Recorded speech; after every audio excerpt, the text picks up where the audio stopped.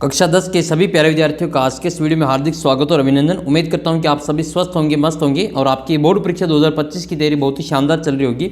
इस वीडियो में कक्षा 10 की जो आपके गणित विषय है उसके इंपॉर्टेंट क्वेश्चन की चर्चा करेंगे जो कि हर साल ही आपके पूछे जाते हैं। तो कक्षा 10 की जो गणित हैं उसके इंपॉर्टेंट क्वेश्चन इस वीडियो में डिस्कस करने वाले हैं जो हर साल पूछे जाते हैं और बार बार पूछे जाते हैं। जो रिपीट होने वाले मोस्ट इंपॉर्टेंट क्वेश्चन है इन सभी प्रश्नों की इस वीडियो में डिस्कस करने वाले हैं। ये आपके सामने शेखावटी मिशन 100 की जो PDF है कक्षा 10 की गणित की, तो इसकी PDF आपको अपने ऐप के ऊपर मिल जाएगी। कक्षा 10 की टेस्ट सीरीज में आप फ्री ऑफ कॉस्ट इसको डाउनलोड करके अच्छे से पढ़ाई कर सकते हैं और बहुत ही शानदार PDF है ये। आप इसको डाउनलोड करें, उसकी PDF की प्रिंट भी निकलवा सकते हैं और अच्छे से तैयारी कर सकते हैं। आपको काफ़ी फ़ायदा मिलेगा इस PDF से। और ये 2024-25 के जो बोर्ड पैटर्न है उसको ध्यान में रख के जो शेखावटी मिशन 100 की टीम है उनके द्वारा ये बनाई गई हैं। तो ये आप देख सकते हैं, इसकी PDF आपको पूरी मिल जाएगी। ऐप से इसको डाउनलोड कर लेना और अपना जो व्हाट्सअप ग्रुप है इसको ज़रूर ज्वाइन कर लेना। आइए जो कक्षा 10 की गणित की जो मोस्ट इंपॉर्टेंट क्वेश्चन है जो बार बार रिपीट होते हैं उन सभी क्वेश्चन को इस वीडियो में सोल्व करते हैं। जैसे पहली प्रश्नावली है, पहली प्रश्नावली आपके है वास्तविक संख्या वाली। तो वास्तविक संख्या वाली का एक क्वेश्चन आपके ये फिक्स आता है कि कौन सी संख्या परिमेय है और कौन सी संख्या अपरिमेय है। तो इसमें जो एक क्वेश्चन फिक्स बनता है परिमेय है और परिमेय नहीं है। तो परिमेय संख्या क्या होती है पहले वो देख लो। ऐसी संख्या जिसको P/Q के रूप में लिखा जा सकता है जहाँ पर P और Q पूर्णांक होते हैं और Q is not equal to 0 होता है, उसको अपन परिमेय संख्या कहते हैं। जैसे 22/7 परिमेय संख्या है, √25 परिमेय संख्या है, 225 परिमेय संख्या है, 4√2 और 7√2 ये भी एक परिमेय संख्या है। इसके अलावा आपके 3 + √23 - √23 0 ये सभी आपके परिमेय संख्या, इनको P/Q के रूप में लिख सकते हैं। ये 23 से 23 कट जाएगी रूट के तो 3 बचेगा, ये भी आपके परिमेय संख्या है। 0 को 0/1 के रूप में लिख सकते हैं, ये भी परिमेय संख्या है। √2 से √2 कट जाएंगे तो 4/7 भी परिमेय संख्या है।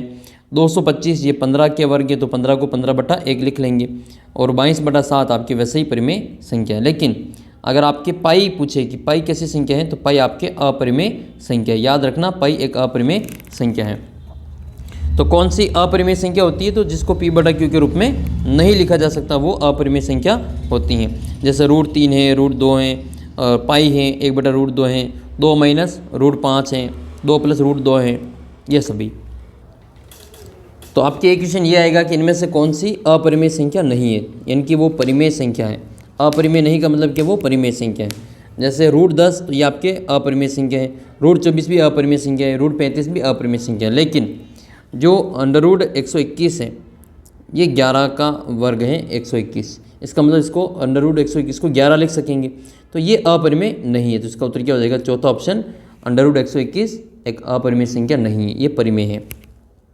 एक परिमेय और एक अपरिमेय को घटाएंगे तो इसका उत्तर अपरिमेय ही आता है, तो इसका उत्तर अपरिमेय लिखेंगे। पाई क्या है तो पाई एक आपके अपरिमेय संख्या है, तो ये भी आपको विशेष तौर पे याद रखनी है। दो संख्याओं का HCF दे रखा है 15 और LCM दे रखा है 105। अगर एक 5 है तो दूसरी संख्या याद करनी। ऐसे सवाल के लिए आपको एक फॉर्मूला याद रखना है, A × B = LCM × HCF वाला। A का मान कितना है, A पहली संख्या तो आपके 5 या 5 लिखेंगे, दूसरी संख्या B ज्ञात करनी है और LCM कितना दे रखा है 105 × HCF कितना दे रखा है 15 दे रखा है। तो काट देंगे, इस 5 का भाग दे देंगे 105 में और 15 में, 105 × 15 में भाग देंगे 5 का, तो 5 का भाग 15 में 3 बार जाएगा। 105 को गुणा करेंगे 3 से तो 3 × 5 = 15 और 3 × 1 = 3, उत्तर कितना आएगा 315 आ जाएगा। 315 आपके ऑप्शन नंबर 30 में तीसरे ऑप्शन में दे रखा है, यही इसका करेक्ट आंसर रहे। अगला और इम्पोर्टेंट क्वेश्चन आपकी ये वाला कि 144 के अभाज्य गुणनखंडों में 2 की घात बतानी कि 2 की घात क्या है। तो आपको 144 के यहाँ पे अभाज्य गुणनखंड करना है। सबसे पहले 144 कैसे अभाज्य गुणनखंड करेंगे, सबसे पहले 2 का भाग देंगे 72 बार, फिर 2 का भाग देंगे 36 बार, फिर 2 का भाग देंगे 18 बार, 18 में 2 का 9 बार और 9 में भाग देंगे 3 का 3 बार और 3 में 3 का 1 बार। तो 144 में 2 कितनी बार आए, देखो 4 बार आए। 2 कितनी बार आ रहे हैं, 4 बार आए, तो 2 की घात तो 4 हो जाएगी और 3 कितनी बार आए, 2 बार आए। तो हमें केवल 2 की घात पूछ रही है, तो 2 की घात कितनी है 4 है, तो इसका उत्तर कितना हो जाएगा 4 हो जाएगा। लेकिन घातों का योग पूछें, गुणनखंड की घातों का योग, तो घातों का योग में 4 + 2 बराबर उत्तर कितना होगा 6 होगा। 3 की घात पूछे तो फिर 2 आएगा, ठीक है, दोनों की घात का योग 6। फिर सबसे इंपॉर्टेंट क्वेश्चन बनता है कि दो संख्या दे रखी है आपको 96 और 404। वेरी मोस्ट इंपॉर्टेंट क्वेश्चन है, हर बार पूछा जाता है। 96 और 404 का HCF ज्ञात करना है, तो इसके गुणनखंड कर लेंगे 96 के भी और 404 के भी। तो 404 में 2 का भाग देंगे तो 202 बार जाएगा, 202 में 2 का भाग 101 बार, 101 में 101 का जाएगा 1 बार। फिर इधर भाग देंगे 96 में, तो 2 का भाग जाएगा 48 बार, फिर 48 में 2 का भाग देंगे 24 बार, 24 में 2 का 12 बार, 12 में 2 का 6 बार, 6 में 2 का 3 बार और 3 में 3 का 1 बार। तो कॉमन क्या दिख रहा है इसमें? केवल ये 2 एक तो ये 2 कॉमन है, एक ये 2 कॉमन है, तो केवल 2 दूनी, एक तो ये 1 बार लिखेंगे, ठीक है, एक तो ये 2 आ जाएंगे, एक ये 2 आ जाएंगे, तो 2 × 2 कितने हो जाएंगे? 2 × 2 बराबर 4 उत्तर आ जाएगा। तो इसका उत्तर कितना आएगा? 4 आ जाएगा। इसी क्वेश्चन का आपको LCM ज्ञात करना। देखिए 96 और 404 का LCM कितना होता है, कमेंट करके मुझे बताना। देखिए अगला और इम्पोर्टेंट क्वेश्चन आपका ये है कि 2 परिमेय संख्या है, इनका LCM और HCF बराबर है, तो वे दोनों संख्याएं कैसे होगी? अगर इनका LCM HCF बराबर है तो वो दोनों संख्याएं भी बराबर होगी। तो इनका LCM HCF भी बराबर है तो दोनों संख्याएं भी बराबर होगी। फिर आपका अगला प्रश्न है कि 2 परिमेय संख्याओं के बीच में कितनी परिमेय संख्या होती है? तो इसका जो उत्तर है वो आपके अनंत करना है। 2 परिमेय संख्याओं के बीच में आपके अनंत परिमेय संख्या होती हैं। 2 संख्याएं A और B का HCF कितना होगा? तो A और B का जो HCF है वो आपके 1 होगा। अगर अभाज्य संख्या तो भी 1 होगा और इसमें कोई कॉमन नहीं है तो भी इसका उत्तर 1 ही होगा। तो इसका उत्तर कितना आएगा? 1 आ जाएगा। अगर आप में से कोई विद्यार्थी अपने ऐप के ऊपर जो टेस्ट सीरीज चल रही है 49 रुपये वाली वो लेना चाहते हैं तो आज उसको ले सकते हैं 49 रुपये में। और जो बच्चे ऐप के अंदर टॉप 3 बच्चे होंगे ये टेस्ट सीरीज वाले, उन टॉप 3 बच्चों को रिजल्ट के बाद में मेरी ओर से आपको 1100 रुपये की पुरस्कार राशि प्रदान की जाएगी। ये रिजल्ट के बाद में आपको राशि मिलने वाली है। तो जो भी इंटरेस्टेड बच्चे हैं वो 49 रुपये में अपनी टेस्ट सीरीज परचेज कर सकते हैं। ये 49 रुपये में आपको मिलेगी। ऐप के ऊपर 49 रुपये में आपको चैप्टर वाइज टेस्ट मिल जाएंगे, साइंस के, सोशल साइंस के, हिंदी के मॉडल पेपर मिल जाएंगे, उनके टेस्ट मिल जाएंगे, PDF मिल जाएगी, ओल्ड क्वेश्चन पेपर मिल जाएगा, सारी चीज़ नोट्स वगैरह आपको इस 49 रुपये में आपको उपलब्ध है। तो अगर आप इंटरेस्टेड हैं तो आप 49 रुपये में ऐप को डाउनलोड करके आप इसको स्टोर में देख सकते हैं, आपको 49 रुपये में मिल जाएगी। उसका लिंक वीडियो के नीचे डिस्क्रिप्शन बॉक्स में भी दे रखा है। और बोर्ड परीक्षा की और अच्छी तैयारी करने के लिए आप चैनल को सब्सक्राइब कर लेना और अपना जो व्हाट्सअप ग्रुप है इसको ज़रूर ज्वाइन कर लेना। आपकी पूरी बोर्ड परीक्षा के समय आपको तैयारी यहाँ पे करवाई जाएगी। अगला जो क्वेश्चन आपका ये है बहुपद वाला है। बहुपद वाला क्वेश्चन क्या है? बहुपद वाला आपके चैप्टर दूसरा चैप्टर है, 4 नंबर का है। इसमें से आपके 2 अबसद आएंगे। कितने अबसद आएंगे? 2 अबसद आएंगे। तो एक तो घात वगैरह पूछी जाएगी, या शून्यकों का योग, शून्यकों का गुणनफल, या शून्यकों की संख्या पूछेंगे। तो देख लेते हैं कि बहुपद क्या होता है। कि बहुपद की परिभाषा ये होती है, पहले परिभाषा देख लो। बहुपद यानी कि ऐसा बीजीय व्यंजक जिसमें उपस्थित चर की जो घात है वो एक पूर्ण संख्या होती है, उसको बहुपद कहते हैं। और चर की जो उच्चतम घात होती है वो बहुपद की घात कहलाती हैं। ये सारे के सारे बहुपद के उदाहरण हैं। तो ये सारे बहुपद के उदाहरण हैं। इसमें फिर रेखिक बहुपद, तो रेखिक बहुपद जिसकी घात 1 होती है उसको रेखिक बहुपद कहा जाता है। तो जिसके जितनी घात होती है उसके उतने शून्यक भी प्राप्त होते हैं। तो रेखिक बहुपद का मानक रूप क्या होता है? ax + b होता है। ये कुछ उदाहरण है, 4x + 5, 5x, 2x + 3, √3x + 5, ये सभी एक रेखिक बहुपद के उदाहरण हैं। फिर आता है द्विघात बहुपद। तो ऐसा बहुपद जिसमें चर जो है उसकी घात 2 हो उसको द्विघात बहुपद कहते हैं। और द्विघात बहुपद x चर में एक द्विघात बहुपद को इस रूप में लिखा जाएगा ax² + bx + c। ये एक बहुपद है। ABC वास्तविक संख्या जहाँ पर a का मान 0 नहीं होना चाहिए। ये एक द्विघात बहुपद का उदाहरण है। x² + 2x + 3, या फिर px = x² - 4, ये भी एक द्विघात बहुपद का उदाहरण है। ये भी द्विघात बहुपद है, ये भी द्विघात बहुपद है। इन सभी में जो बहुपद हैं, जो घात है, पावर है, वो 2-2 है। इस कारण इसको द्विघात बहुपद कहेंगे। फिर आपके आते हैं बहुपद के शून्यक। तो शून्यक क्या होता है? शून्यक एक ऐसी राशि होती है जो उसमें चर का मान रखने पर उसको शून्य प्राप्त होता है। ठीक है, उस बहुपद का मान अगर ऐसा रखें कि उसका उत्तर 0 आ जाए तो वह मान बहुपद का शून्यक कहलाता है। जितनी बहुपद की घात होगी उसके शून्यक उतने ही प्राप्त होंगे। तो आपको याद रखना है कि बहुपद की जितनी घात होती है उसके उतने शून्यक प्राप्त होते हैं। जैसे आपको द्विघात बहुपद की पूछे तो द्विघात बहुपद की कितनी घात होती हैं? 2 घात होती है, तो इसके शून्यक भी कितने आएंगे? 2 आएंगे। रेखिक बहुपद की घात कितनी होती है? रेखिक बहुपद की घात 1 होती है, तो इसके शून्यक भी 1 प्राप्त होता है। तो ऐसे आपको बहुपद की संख्या घात के आधार पर शून्यकों की संख्या भी बता सकते हैं। फिर आपके शून्यकों और गुणांकों में संबंध। रेखिक बहुपद के शून्यक क्या होंगे? तो मानक रूप होता है रेखिक बहुपद का ax + b।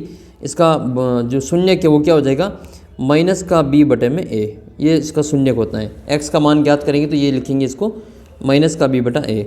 इसी प्रकार से एक द्विघात बहुपद है, इसके कितने शून्यक आएंगे, 2 शून्यक आएंगे। 2 शून्य के तो एक शून्य को अल्फा मान लेंगे, दूसरे शून्य को बीटा मान लेंगे। तो फिर अपन क्या करेंगे, इनके शून्यकों का योग करेंगे। शून्यकों का योग का मतलब क्या होता है, अल्फा प्लस बीटा होता है। अल्फा प्लस बीटा का मतलब फॉर्मूला होता है माइनस का बी बटा ए।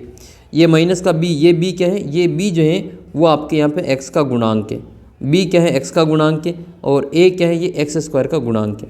माइनस फॉर्मूले का होता है, और ये बी एक्स का गुणांक है, ए एक्स स्क्वायर का गुणांक है। तो ये आपके शून्यकों का योगफल हो जाएगा, माइनस का बी बटा ए। इसी प्रकार से शून्यकों का गुणनफल अल्फा इंटू बीटा बराबर क्या होता है, सी बटा ए होता है। सी का मतलब क्या है, इसमें अचर पद है, और ए का मतलब एक्स स्क्वायर है। तो ये आपको याद रखना है, अल्फा प्लस बीटा और अल्फा इंटू बीटा, माइनस का बी बटा ए और सी बटा ए। ये दोनों ही फॉर्मूले वेरी मोस्ट इंपॉर्टेंट है, याद कर लेना। तो ये दोनों फॉर्मूले इसमें आपके काम आएंगे। फिर आपके कुछ महत्वपूर्ण जो है सूत्र है, इसको याद रख लेना है। अगर आपको शून्यकों का योग और गुणनफल दिया हुआ हो तो द्विघात बहुपद याद करने का शॉर्ट ट्रिक क्या है, एक्स स्क्वायर माइनस शून्यकों का योगफल इंटू एक्स प्लस शून्यकों का गुणनफल। जैसे आपको दे दे कि शून्यकों का योगफल -3 है और गुणनफल आपके 2 है, तो इसकी बहुपद क्या बनेगी, तो उसको सीधा लिखेंगे एक्स स्क्वायर माइनस शून्यकों का योग माइनस का 3 इंटू एक्स और प्लस में गुणनफल 2। तो बहुपद क्या बनेगी इसकी, x square minus minus plus के 3x और प्लस के 2। तो ये इसका बहुपद आ जाएगा। अगले क्वेश्चन की ओर बढ़ते हैं। क्वेश्चन नंबर आपका पहला, बहुपद बताना इसमें से कौन सा बहुपद है। ठीक है, इसमें से बहुपद कौन सा है, तो इसमें से देखो ये तो तीसरा तो बहुपद होगा नहीं, क्योंकि इसमें y नीचे और y ऊपर जाएगा तो इसकी घात -1 हो जाएगा, जबकि घात आपकी पूर्ण संख्या होनी चाहिए, तो ये तो बहुपद नहीं होगा।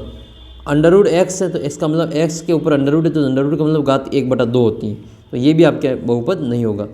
√t है तो t के ऊपर भी घात 1/2 है, तो इसका मतलब ये भी बहुपद नहीं है। तो फिर बचा हुआ एक जो है वो अपना बहुपद हो जाएगा, क्योंकि इसमें अंडर रूट इस 3 के ऊपर एक्स स्क्वायर के ऊपर नहीं है, तो इसका मतलब ये बहुपद हो जाएगा। तो इसका उत्तर क्या करेंगे, फर्स्ट ऑप्शन इसका उत्तर रहेगा। अगला क्वेश्चन आप फिर आपके रेखिक बहुपद बताना है। तो रेखिक बहुपद का मतलब क्या होता है, इसकी घात 1 होगी, तो इसकी घात देखो 2 है, ये द्विघात है, ये भी द्विघात है, और ये अचर पद है, इसमें घात कितनी है, 1 है, तो इसको अपन रेखिक बहुपद कहेंगे। तो इसका उत्तर सेकंड ऑप्शन इसका आंसर रहेगा। एक द्विघात बहुपद बताना है, तो द्विघात का मतलब उसकी घात 2 होगी, इसकी घात 1 है, इसकी घात नहीं है, एक शून्य घात वाला है, और ये वाला आपके 2 घात वाला है, तो इसका उत्तर क्या हो जाएगा, चौथा ऑप्शन। इसकी घात 2 है तो इसको द्विघात बहुपद कहेंगे। ये द्विघात बहुपद नहीं है, क्योंकि इसकी घात प्लस के 2 नीचे है, ऊपर जाएंगे तो ये माइनस के 2 हो जाएंगे, तो घात कभी भी माइनस में नहीं होती है बहुपद की, इसलिए इसका उत्तर ये ऑप्शन नंबर 4 रहेगा। अगला प्रश्न है, इस बहुपद की आपको घात बतानी है। तो इसमें x की अधिकतम घात कितनी है, x की घात 2 है और इसकी घात 3 है, तो ज़्यादा से ज़्यादा घात कितनी हुई, 3 हुई, तो इसका उत्तर क्या करेंगे, 3 कर देंगे, 3 इसकी घात होगी। इसके कितने शून्यक होंगे, तो देखो इसकी घात कितनी 2 है, तो इसके शून्यक भी 2 आएंगे। अब 2 शून्यक तो होंगे कौन से, तो इसको बराबर में 0 लिखेंगे, t² -15 और बराबर में लिखेंगे 0, तो t² बराबर कितना आ जाएगा, आपके 15 आ जाएगा। अब t का मान ज्ञात करना है, तो स्क्वायर को हटाएंगे तो इधर आपके अंडर रूट लगेगा। जब भी स्क्वायर हटता है तो एक बार अंडर रूट लगाते हैं, एक बार प्लस में एक बार माइनस में लिखते हैं, यानी कि प्लस के अंडर रूट 15 और माइनस के अंडर रूट 15 इसका उत्तर रहेगा। इसी प्रकार से आपको एक प्रश्न का उत्तर कमेंट करके बताना है कि p² -9 दे रखा है, तो इसके शून्य का आपको कमेंट करके बताना है कि इसका शून्य क्या रहेगा। अगला क्वेश्चन है आपको छठा प्रश्न की बहुपद के शून्यकों का गुणनफल बताने की, इसका गुणनफल क्या रहेगा। शून्यकों का गुणनफल, शून्य क्या है, एक तो अल्फा है और दूसरा बीटा है, इसका गुणनफल क्या होता है, c/a होता है।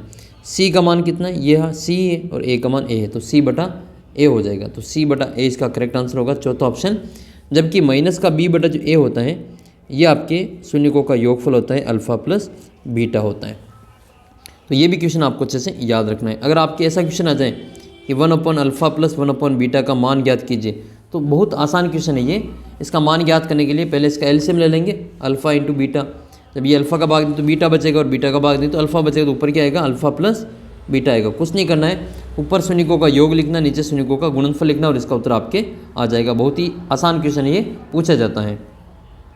फिर आपके अगला क्वेश्चन है, इसमें शून्यकों का योग पूछता है। तो शून्यकों का योग क्या होता है, अल्फा प्लस बीटा, और बराबर में क्या आएगा, आपके माइनस का b/a आएगा। ये क्या होता है, शून्यकों का गुणनफल योगफल होता है। तो ये भी आपको थोड़ा सा ध्यान रखना है। इसमें इसके शून्यक अल्फ़ा और बीटा हैं, तो आपको अल्फ़ा इंटू बीटा का मान बताना है। तो अल्फ़ा इंटू बीटा ये, ठीक है। तो अल्फ़ा इंटू बीटा क्या होता है, ये होता है सी बटा ए। सी का मान कितना है इसमें, सी का मान बिना एक्स वाई वाला, तो ये 5 है, तो सी बराबर 5 आएगा। और बटे में ए का मान कितना है, कुछ नहीं, तो वहाँ पे 1 है, तो बटे में 1 आएगा। 5 में 1 का भाग देंगे तो 5 उत्तर आएगा। प्लस के 5 कहाँ उत्तर दे रखा है, तो प्लस के 5 ऑप्शन नंबर सेकंड में उसका उत्तर दे ही रखा है। इंपॉर्टेंट और मोस्ट जो फेवरेट क्वेश्चन है बोर्ड एग्जामिनर का, वो 9वां प्रश्न है कि बहुपद के शून्यक दे रखे 3, तो के का मान बताना। शून्यक 3 है, इसका मतलब इसको एक्स की जगह पे 3 लिखेंगे तो इसका उत्तर 0 आएगा। तो जहाँ एक्स है वहाँ पे 3 लिख लो। तो 2 कोष्टक 3 का स्क्वायर प्लस 3 और प्लस में के, और बराबर में कितना आएगा, 0 आएगा। हल कर लो इसको, 3 का स्क्वायर 9 हो जाएगा, तो 2 इंटू 9 18 हो जाएगा, प्लस में 3 और प्लस में के, और बराबर में 0।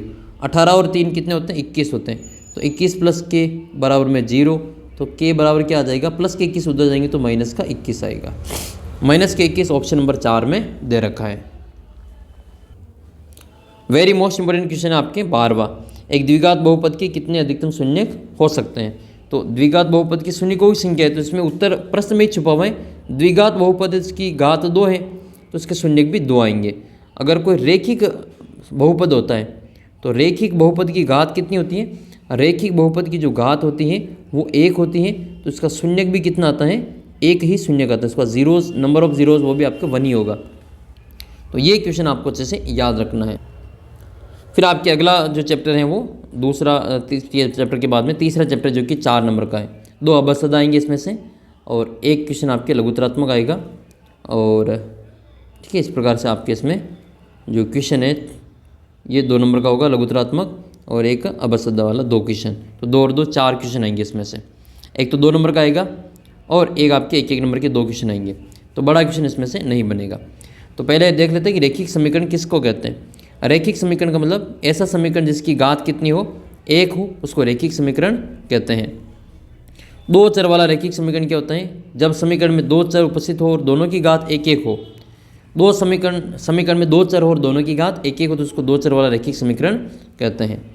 तो 2 चर वाले रेखिक समीकरण का जो व्यापक रूप है वो क्या होता है, तो युग्म है, तो फिर आपकी 2 समीकरण बनेगी, ax + by + c। अब 2 है तो फिर इसको आपको 1-1 लिख के 2-2 लिख के इसको अलग अलग बताना पड़ेगा।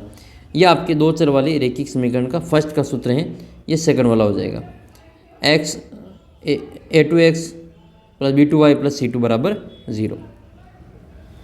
तो ये आपके क्या हो जाएंगे, इसके गुणांक हैं, a1 b1 c1 c2, ये सभी इसके गुणांक हैं। अब आपको क्या करना है, इनके ग्राफ खींचते हैं। तो ग्राफ जब खींचते हैं, दोनों 2 समीकरण का जब ग्राफ खींचते हैं तो कुछ अलग अलग प्रकार के ग्राफ आपको देखने को मिलते हैं। या तो ग्राफ एक दूसरे को काटेंगे लाइनें। देखो रेखिक समीकरण का जो नाम है वो इस कारण भी रेखिक नाम है क्योंकि इनका ग्राफ खींचेंगे तो सीधी रेखा प्राप्त होती है, इसलिए इसको रेखिक समीकरण कहा जाता है। तो इन सभी से जब ग्राफ बनाएंगे इस प्रश्नावली में, तो सभी से जो ग्राफ बनेगा वो सीधी लाइन में बनेगा, सीधी रेखा में ग्राफ बनेगा। तो 2 अगर समीकरण है तो 2 ग्राफ बनेंगे, 2 लाइनें बनेंगी। अब 2 लाइनों की अलग अलग स्थितियाँ हो सकती हैं। हो सकता है कि दोनों लाइनें एक दूसरे को ऐसे ना काटें, या एक बार काट लें, या अनेक बार उसको काट लें, एक लाइन दूसरी लाइन के ऊपर गुजर जाए। तो ये 3 टाइप के ग्राफ अपने इस समीकरण के बन सकते हैं। तो अलग अलग नाम है इनके, वो भी अपन देख लेते हैं। पहला ये है कि जब दोनों रेखाएं एक दूसरे को काट लेती हैं तो उसको प्रतिच्छेदी रेखा कहते हैं। जो जितनी बार रेखा काटेगी उसके उतने ही हल प्राप्त होते हैं। तो एक बार काटेगी तो उसका अद्वितीय हल होगा, यूनिक सॉल्यूशन होगा, और जिनके हल होते हैं उनको हल संगत होता है। ठीक है, याद रखना। अब अनुपात से कैसे इसको पता करेंगे, अनुपात की तुलना करके। तो अगर a1/a2 बराबर नहीं है b1/b2 के, तो वो फिर रेखाएं कैसी होगी, प्रतिच्छेदी होगी, और केवल एक हल प्राप्त होगा, अद्वितीय उसको कहेंगे, और वो संगत होगा। दूसरा है कि 2 बराबर, इसमें कोई बराबर नहीं है और इसमें तीनों बराबर हैं। तो तीनों बराबर, इसका मतलब a1/a2, b1/b2 और c1/c2 तीनों ही बराबर है। जब तीनों बराबर है तो वो रेखाएं कैसी हो जाएगी, समपति हो जाएगी। एक लाइन दूसरी लाइन के ऊपर गुजर जाएगी, उसको अनेक बार काटेगी। जब अनेक बार काटेगी तो अपरिमित रूप से इसके हल भी कितने आएंगे, अनेक हल प्राप्त होंगे। हल हैं चाहे एक हो या फिर अनेक हो, तो उसको फिर संगत में लिखेंगे। अगर कोई हल नहीं है तो फिर वो असंगत हो जाएगा। असंगत कब होगा देख लेते हैं। जब 2 मान तो बराबर है शुरू के, a1/a2 बराबर है b1/b2 के, लेकिन तीसरा मान C1 बटा C2 बराबर नहीं है, तो इसको अपन क्या कहेंगे, समांतर रेखाएं कहेंगे। ग्राफ खींचेगा वो समांतर रेखाओं का बनेगा और इसमें कोई हल प्राप्त नहीं होगा। इसमें हल क्यों नहीं आएगा, क्योंकि दोनों लाइनें एक भी बार नहीं काटेगी। जो लाइनें एक जितनी बार काटती है उसके उतने ही हल प्राप्त होते हैं, तो एक भी बार नहीं काटे इसका मतलब एक भी हल प्राप्त नहीं होगा। हल प्राप्त नहीं है तो फिर ये आपके असंगत हो जाएगा। फिर रैखिक समीकरण को हल करने की कौन कौन सी विधियाँ हैं, तो हल करने की बीजगणितीय विधि और ग्राफीय विधि। तो बीजगणित में कुछ 3 विधियाँ दे रखी हैं, प्रतिस्थापन विधि है, विलोपन विधि और वज्रगुणन विधि। अपने सिलेबस में प्रतिस्थापन है, विलोपन है, ये वज्रगुणन विधि अपने सिलेबस में नहीं है, और ग्राफीय विधि भी दे रखी है। तो ये मोस्ट इंपॉर्टेंट जो क्वेश्चन है वो अपन देख लेते हैं। पहला क्वेश्चन है ये कि समीकरण को संतुष्ट करने वाला युग्म कौन सा है। ऐसे सवालों में क्या करना है, इसको ऑप्शन से हल करते हैं। जैसे पहला ऑप्शन है, अब पहला ऑप्शन में 1 और 4 दे रखा है, 3 इंटू एक्स की जगह पे 1 लिखेंगे प्लस 2 इंटू वाई की जगह पे 4 लिखेंगे। अगर इसको जोड़ बाकी गुणा भाग करने के बाद में उत्तर आपके 11 आ जाता है तो पहला वाला ऑप्शन सही हो जाएगा। इससे नहीं आता है तो फिर आपको अगला ऑप्शन चेक करना है। तो जिससे भी इसका उत्तर 11 आ रहा है वही इसका आंसर होगा। तो पहला वाला इसको मान रख के देख लेते हैं, x बराबर 1 y बराबर 4। देखो ये 1 और जो 4 है वो x का मान है 1 और y का मान है 4। x के मान को भुज कहते हैं और y के मान को कोटि कहते हैं। तो भुज और कोटि के मान अपने को पता है। इस समीकरण में मान लिखेंगे x बराबर 1 y बराबर 4। तो 3 को गुणा करेंगे 1 से तो 3 एकम 3 और 2 को गुणा करेंगे 4 से तो 2 चौक 8 हो जाएगा। तो 8 और 3 को गुणा करते तो कितना आता है, 11 उत्तर आता है। तो क्या 11 उत्तर आपके हैं, बिल्कुल हैं। इसका मतलब इसका उत्तर आपके फर्स्ट वाला ऑप्शन ही सही है। तो ऐसे आपको समीकरण को हल करके निकालना है। अगला क्वेश्चन आपके ये है कि समीकरण के आपको हल बताएं। तो इसको भी हल करने के 2 तरीके, एक तो सीधा ऑप्शन से हल करो। ऑप्शन से कैसे हल करना है, एक्स और वाई के मान लिखो, ठीक है। 4 ऑप्शन है, 4 बार हल कर लो। जिनको जोड़ें तो आपके 14 आ जाए और घटाएं तो 4 आ जाए। ऐसे क्या मान है जिनको जोड़ने पे 14 आ रहे हैं और घटाने पे आपके 4 आ रहे हैं। तो देखो x का मान कितना है, 5 है, तो 5 प्लस y का मान 9, तो जोड़ने में कितने आ रहे हैं, 14 आ रहे हैं। बिल्कुल सही है, आधा तो सही है। घटा के देखते देखिए, x का मान 5 है और y का मान 9 है। क्या 5 में से 9 घटाने पे कितने बचेंगे, माइनस के 4 बचेंगे, जबकि यहाँ पे कितने चाहिए, प्लस के 4 चाहिए। इसका मतलब ये वाला तो नहीं है। तो 4 और 5 और 9 वाला तो गलत है। ये अगर इसका सेकंड वाला है तो वो देख लेते हैं, जिसमें आपके इसके उल्टे दे रखे हो, 9 और 5 वाला। x की जगह पे 9 लिखेंगे और y की जगह पे 5। तो क्या 14 हो रहा है, बिल्कुल हो रहा है। घटा के देख लो, 9 माइनस 5, 9 में से 5 गए तो 4 ही बच रहे हैं। इसका मतलब x बराबर 9 है और y बराबर 5 है। तो x 9 और y 5, ऑप्शन 3 करेक्ट आंसर रहेगा। ठीक है, ये आपके बहुत ही इंपॉर्टेंट क्वेश्चन था इसमें। अगला क्वेश्चन आपके ये वाला क्वेश्चन 5वां, समीकरण को संतुष्ट करने वाला युग्म कौन सा है। तो जहाँ x और y का मान लिखने पे 6 आ जाए। देखो इसको पहले ऑप्शन से हल करते हैं। पहला ऑप्शन आपकी क्या दे रखा है, पहला ऑप्शन आपके दे रखा है 2x प्लस वाई और बराबर में लाने हैं 6। पहला ऑप्शन 1 और 2, तो x की जगह पे 1 लिखेंगे और y की जगह पे 2 लिखेंगे। तो ये कितना आ जाएगा, 2 एकम 2 प्लस 2 बराबर 2 दूनी 4 आ जाएगा। इसका मतलब ये वाला उत्तर तो नहीं है। यहाँ पे 2 लिख के देखते हैं, x बराबर 2 लिखें, y बराबर 1, x बराबर 2 लिखो और y बराबर 1 लिखो। तो कितना उत्तर आएगा, 2 दूनी 4 और प्लस 1, तो 4 और 1 कितने हो जाएंगे, 5 हो जाएंगे। हमें 5 नहीं चाहिए, हमें 6 चाहिए। इसका मतलब हमें और बढ़ाना पड़ेगा। यहाँ तो 4 तो ठीक है, लेकिन यहाँ पे 2 हो जाए तो अपना काम हो जाएगा। तो फिर 2 लाने के लिए y का मान 2 रखना पड़ेगा। x का मान भी 2 और y का मान भी 2 है। तो ये हो जाएगा 2 दूनी 4 प्लस 2, 6 हो रहे हैं। देखो 4 प्लस 2 बराबर कितने हो जाएंगे, 6 हो जाएंगे, जो कि अपने क्या है, आंसर है। तो 2 और 2 इसका आंसर फाइनल आंसर रहेगा। ये वाला ऑप्शन इसका करेक्ट आंसर हो जाएगा। छठा प्रश्न आपके ये, एक रैखिक समीकरण की घात कितनी होती है। तो मैंने आपको ऊपर ही बताया था, रैखिक समीकरण सीधी रेखा प्राप्त होती है और रैखिक समीकरण कहते हैं उसको जिसकी घात 1 होती है। तो रैखिक समीकरण की घात कितनी हो जाएगी, इसका आंसर आपके 1 कर देना है। अगर यही आपकी द्विघात समीकरण होती तो फिर इसके उत्तर 2 आते हैं। अगला प्रश्न है, 2 रैखिक समीकरणों के आलेख प्रतिच्छेदी रेखाएं हैं, तो तब रैखिक समीकरण युग्म का जो हल है वो कैसा होगा। प्रतिच्छेदी का मतलब एक दूसरे को काट रही, इसका मतलब कोई बराबर नहीं। a1 इक्वल टू a1 बटा a2 is not equal to b1 बटा b2, कोई बराबर नहीं है। इसका मतलब वो एक ही बार काट रही है। एक बार काटे तो उसके हल भी कितने प्राप्त होंगे, एक ही हल प्राप्त होगा। अब एक हल वाला तो इसमें उत्तर नहीं दे रखा है, 2 हल भी नहीं होगा। अनेक हल भी नहीं होगा, कोई हल भी नहीं होगा, इसका मतलब यही बचा हुआ है अद्वितीय हल। तो जो एक होता है दुनिया में, जो एक होते हैं, आप भी दुनिया में यूनिक है, पूरे यूनिक में यूनिवर्स में, तो आप भी जो अद्वितीय हैं, है ना, आपकी तुलना किसी दूसरे से नहीं की जा सकती। ठीक है, सीखने के लिए पर्पज से ज़रूर कर सकते हैं, बाकी तो आप ही जो यूनिक है, आपके अलग गुण हैं, बाकी दूसरों के अलग गुण हैं। फिर आपके अगला क्वेश्चन है, दो रैखिक समीकरण युग्म आलेख समांतर हैं। अब समांतर हैं तो दो रेखाएं अगर समांतर है तो एक भी बार नहीं काटेगी, एक भी बार नहीं काटेगी तो इसका कोई हल प्राप्त नहीं होगा। अगर एक लाइन दूसरी लाइन को एक बार काट रही है तो इसका मतलब एक बार काटेगी और अधिक बार नहीं काट सकती, इसको अद्वितीय हल कहते हैं। एक लाइन दूसरी लाइन के ऊपर गुजर रही है तो इसको संपत्ति लाइन कहते हैं, इसके अनेक हल प्राप्त होते हैं। युगपत समीकरण 2x + 3y = 5 और 4x + 6y = 9 का हल बताने की कैसा हल होगा। तो देख लेते हैं इसको बटा में लिख के, a1/a2, a1 का मान 2, a2 का मान कितना है 4 है, तो 2/4, ये कितना हो जाएगा 1/2 हो जाएगा। b1 का मान 3 है और b2 का मान 6 है, तो ये भी 1/2 हो जाएगा। मतलब पहला और दूसरा तो बराबर है, लेकिन तीसरा देखो इधर तो 5 है और इधर 9 है, तो 5/9 का 5/9 ही आएगा। दो तो बराबर आ रहे हैं लेकिन तीसरा बराबर नहीं है।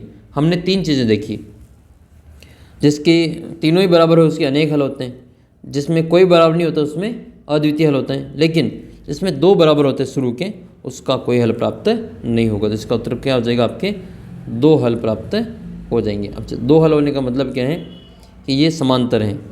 ठीक है, एक मिनट, ये कह रहे हैं कि इसका जो कोई हल प्राप्त नहीं होगा। ठीक है, कोई हल प्राप्त नहीं हो इसका मतलब वो समांतर रेखा है। समांतर रेखा होने का मतलब कभी भी एक दूसरे को नहीं काटेगी तो वो असंगत है। क्या हो जाएगी ये असंगत, इसका उत्तर रहेगा। अगले क्वेश्चन की ओर आप बढ़ते हैं, क्वेश्चन नंबर 10। इसमें आपको x + 2y = 9 दे रखा है और x = 5 लिख के y का मान ज्ञात करना है। तो जहाँ x है वहाँ पे 5 लिखो, तो 5 + 2y = 9। हमें y का मान चाहिए तो 2y बराबर कितना आ जाएगा 9 - 5 आ जाएगा, तो 2y = 4 बचेगा। तो y का मान कितना हो जाएगा 4/2, यानी कि 2 इसका उत्तर रहेगा। तो y का जो मान है वो कितना आएगा आपके 2, इसका करेक्ट आंसर रहेगा। अगले क्वेश्चन में आपको k का मान ज्ञात करना है। अगर x = 2 है और y = 1 है तो 4 × x का मान 2 + 2 × y का मान 1, तो ये कितना हो जाएगा 4 दूनी 8 + 2 एकम 2, 8 और 2 कितने होते हैं 10 होते हैं। तो 10 आपके ऑप्शन नंबर सेकंड में दे रखा है। तो ये वेरी मोस्ट इंपॉर्टेंट उत्तर आपको याद रखना है। एक रैखिक समीकरण है, दो चर वाले रैखिक समीकरण, इसके कितने हल प्राप्त होंगे। तो रैखिक समीकरण के हमेशा अनंत हल प्राप्त होते हैं, रैखिक समीकरण के अनंत हल प्राप्त होते हैं। अगला प्रश्न है कि 7 सेवों और 4 संतरों का मूल्य 45 रुपये है। तो इसको बीजगणित में लिखना है। तो 7 संतरे को मानेंगे y और सेव को मानेंगे x, तो 7x + संतरा 4y, इनका जो योग है वो कितना है आपके 45 है। तो ये इसका उत्तर रहेगा 7x 4y और 45 प्लस में है, 7x 4y + = 45, इसका करेक्ट आंसर रहेगा। फिर आपके चौथी प्रश्नावली है द्विघात समीकरण की। इसमें आपके एक ही क्वेश्चन आएगा और एक ही 4 नंबर का क्वेश्चन आएगा। तो गिने चुने जो नंबर है वो आपको याद कर लेने, सवाल समझ लेना अच्छे से, और 4 में से 4 नंबर पक्के कर लेने। इसका एक फॉर्मूला है वो आपको याद रखना है, श्रीधराचार्य सूत्र। तो श्रीधराचार्य सूत्र क्या होता है, ये एक इसका मानक रूप होता है द्विघात समीकरण का, ax² + bx + c = 0। तो मूल जो है वो श्रीधराचार्य सूत्र से कैसे याद करते हैं, x = माइनस का b plus minus √b² - 4ac और बटे में 2 है। जहाँ पे x के कितने मान आएंगे 2 मान आएंगे, इसको द्विघात समीकरण के मूल हल या मान कहते हैं। तो आपके दे रखा है, एक मान तो आपके प्लस लेने पे आ जाएगा, दूसरा मान माइनस लेने पे आ जाएगा। द्विघात समीकरण के जो मूल हैं वो 2 टाइप के होते हैं, या तो वास्तविक होंगे या फिर काल्पनिक होंगे। वास्तविक भी 2 तरह के होते हैं, ये तो समान होंगे या असमान होंगे, वो डिपेंड करता है विविक्तिकर पे। ये जो d है b² - 4ac, इसको d डिस्क्रिमिनेंट लिखते हैं, ये विविक्तिकर होता है। तो 4ac होता है, ये इसका जो मान है वो ये बताएगा कि इसके मूल वास्तविक होंगे या काल्पनिक। अगर इसका मान 0 से बड़ा आया, इसका मान 0 से बड़ा है तो मूल वास्तविक होंगे और दोनों अलग अलग होंगे। और 0 के बराबर आ गया d का मान, तो मूल बराबर तो होंगे, मूल दोनों बराबर तो होंगे लेकिन वो वास्तविक होंगे। ठीक है, ये भी आपको याद रखना है, दोनों मूल वास्तविक होंगे और दोनों मूल बराबर ही रहेंगे। और अगर ये d का मान माइनस में आ जाता है, कि 0 से छोटा हो जाता है, तो इसका कोई हल प्राप्त इसका मूल वास्तविक नहीं होता है। ठीक है, कोई वास्तविक मूल प्राप्त नहीं होता है। तो ये दोनों आपको याद रख लेना है। इंपॉर्टेंट एजुकेशन बनता है इस प्रश्नावली का ये है कि दो क्रमागत पूर्णांकों का गुणनफल 306 है और उन पूर्णांकों को ज्ञात करना है। ये 4 नंबर में क्वेश्चन पूछा जाएगा। या फिर इस प्रश्नावली का जो इंपॉर्टेंट क्वेश्चन बनता है वो तीसरा क्वेश्चन है कि दो ऐसी संख्या ज्ञात कीजिए जिनका योग 27 है और इनका गुणनफल 182 है। तो ये भी क्वेश्चन आपके अच्छे से आ सकता है, बन सकता है। अगली प्रश्नावली आपकी 5वीं प्रश्नावली है समांतर श्रेणी। तो समांतर श्रेणी में क्या है, एक तो आपको अबसद वाला प्रश्न इसमें नहीं आएगा, इसमें रिक्त स्थान वाला आएगा 1 नंबर का, एक लघुत्तरात्मक आएगा 2 नंबर का और एक दीर्घ उत्तरीय आएगा 3 नंबर का। ऐसे आपके 3 प्रश्न 6 नंबर में पूछे जाएंगे। 1 number plus 2 number plus 3 number बराबर 6 नंबर इस प्रश्नावली के कंप्लीट होंगे। तो इसमें आपको एक तो nवें पद का सूत्र लगाना है। ठीक है, nवें पद का मान क्या होता है, तो nवां पद का सूत्र होता है an बराबर a plus n minus 1 into D. और इसमें आपके जो a होता है वो प्रथम पद होता है और d वाला इसमें सार्वंतर होता है। फिर आपके नेक्स्ट है प्रथम n पदों का योगफल पूछे तो n/2 2a plus n minus 1 into D होगा। अगर अंतिम पद दे रखा है n पदों वाली श्रेणी AP का तो इसका SN बराबर क्या होगा n/2 a प्लस l, प्रथम पद प्लस लास्ट पद बटे में 2 इंटू n हो जाएगा। प्रथम n धन पूर्णांकों का योगफल n प्लस 1/2 इसका आंसर हो जाएगा। कोई 3 संख्या ABC समांतर श्रेणी में है और तो B का जो मान होगा वो A और C का माध्य होगा, यानी कि A और C को जोड़ के 2 का भाग लगाएंगे तो उसके बराबर आएगा।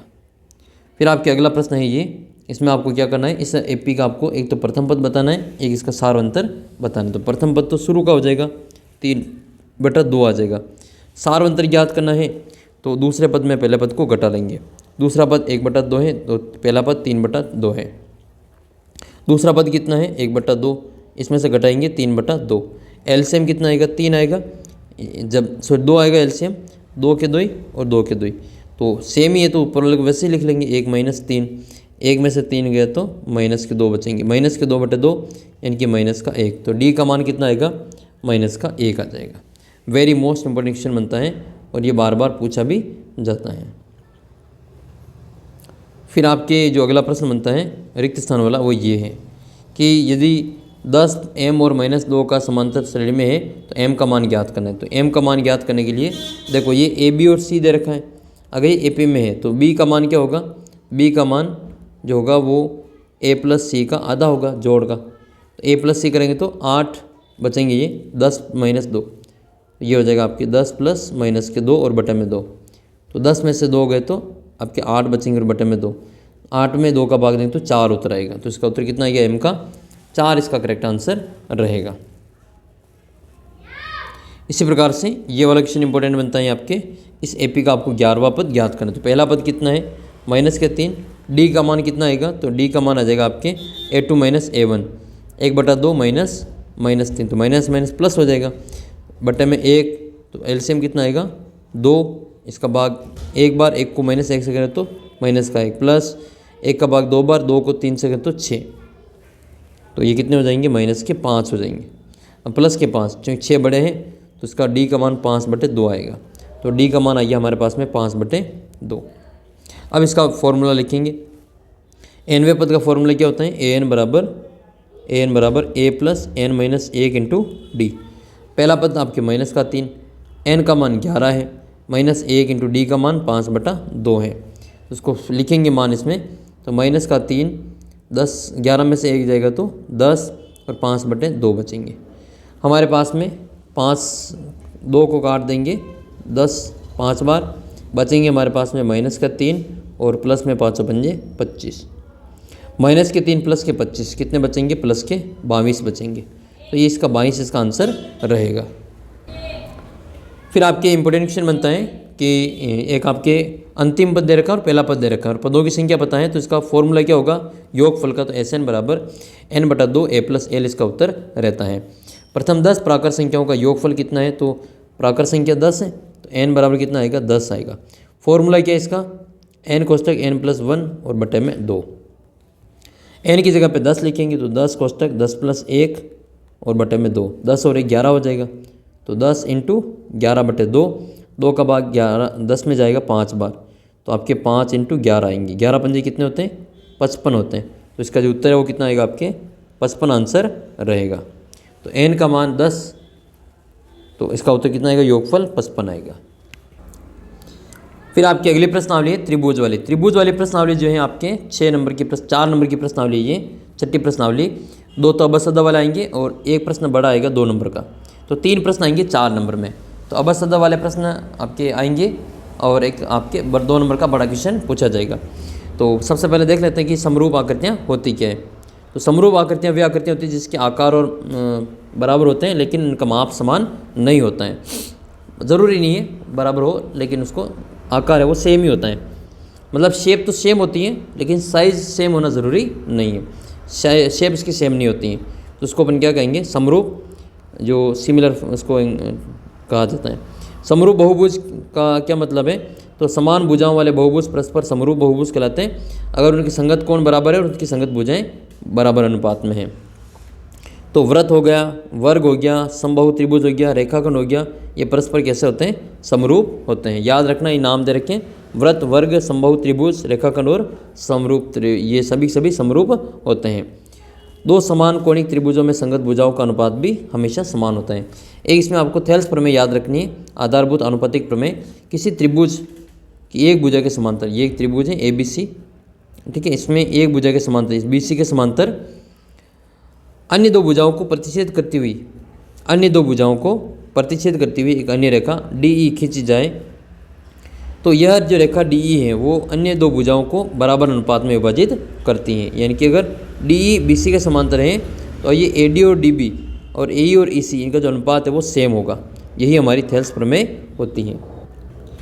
फिर आपके आता है कि समरूपता की कसौटियाँ, इंपॉर्टेंट क्वेश्चन है ये, समरूपता की कसौटियाँ। तीनों अगर कोण बराबर है तो समरूप हो जाएगी। तीनों कोण का मतलब उसके 2 कोण भी बराबर है तो तीसरा कोण अपने आप में बराबर हो जाता है, जिसको एंगल प्रॉपर्टी कहा जाता है। तीनों भुजाएं बराबर है तो भी आपके समरूप होगा। साइड एंगल साइड भी आपके समरूपता का निशानी है, ये भी आपको याद रखना है। सभी सर्वांग सम आकृतियाँ समरूप होती हैं, परंतु सभी समरूप आकृतियों का सर्वांग सम होना आवश्यक नहीं है। जैसे उदाहरण के लिए अगर सर्वांग सम है तो इनके माप और आमाप दोनों सेम होंगे, यानी कि साइज और शेप दोनों सेम होंगे। अगर एक छोटा और एक बड़ा है तो वो फिर समरूप हो जाएगा। वो क्या हो जाएगा, समरूप हो जाएगा। हाँ, इसके जैसे ये है, जैसे आपका जो पासपोर्ट साइज़ का फ़ोटो है वो आपके समरूप आकृति का उदाहरण है, ठीक है। जैसा आपके नाक, मुँह, कान है वैसे इसमें छोटी आकृति में रहेंगे। तो ये आपको विशेष तौर पर याद रखना है। पहला क्वेश्चन ये है कि 2 बहुभुज समरूप होंगे अगर इनकी संगत कोण बराबर है और इनकी संगत भुजाएं समानुपाती हैं। तो कोण बराबर होने चाहिए और भुजाएं समानुपाती होनी चाहिए, तब उसको क्या कहेंगे, समरूप आकृतियाँ कहेंगे, समरूप बहुभुज कहेंगे।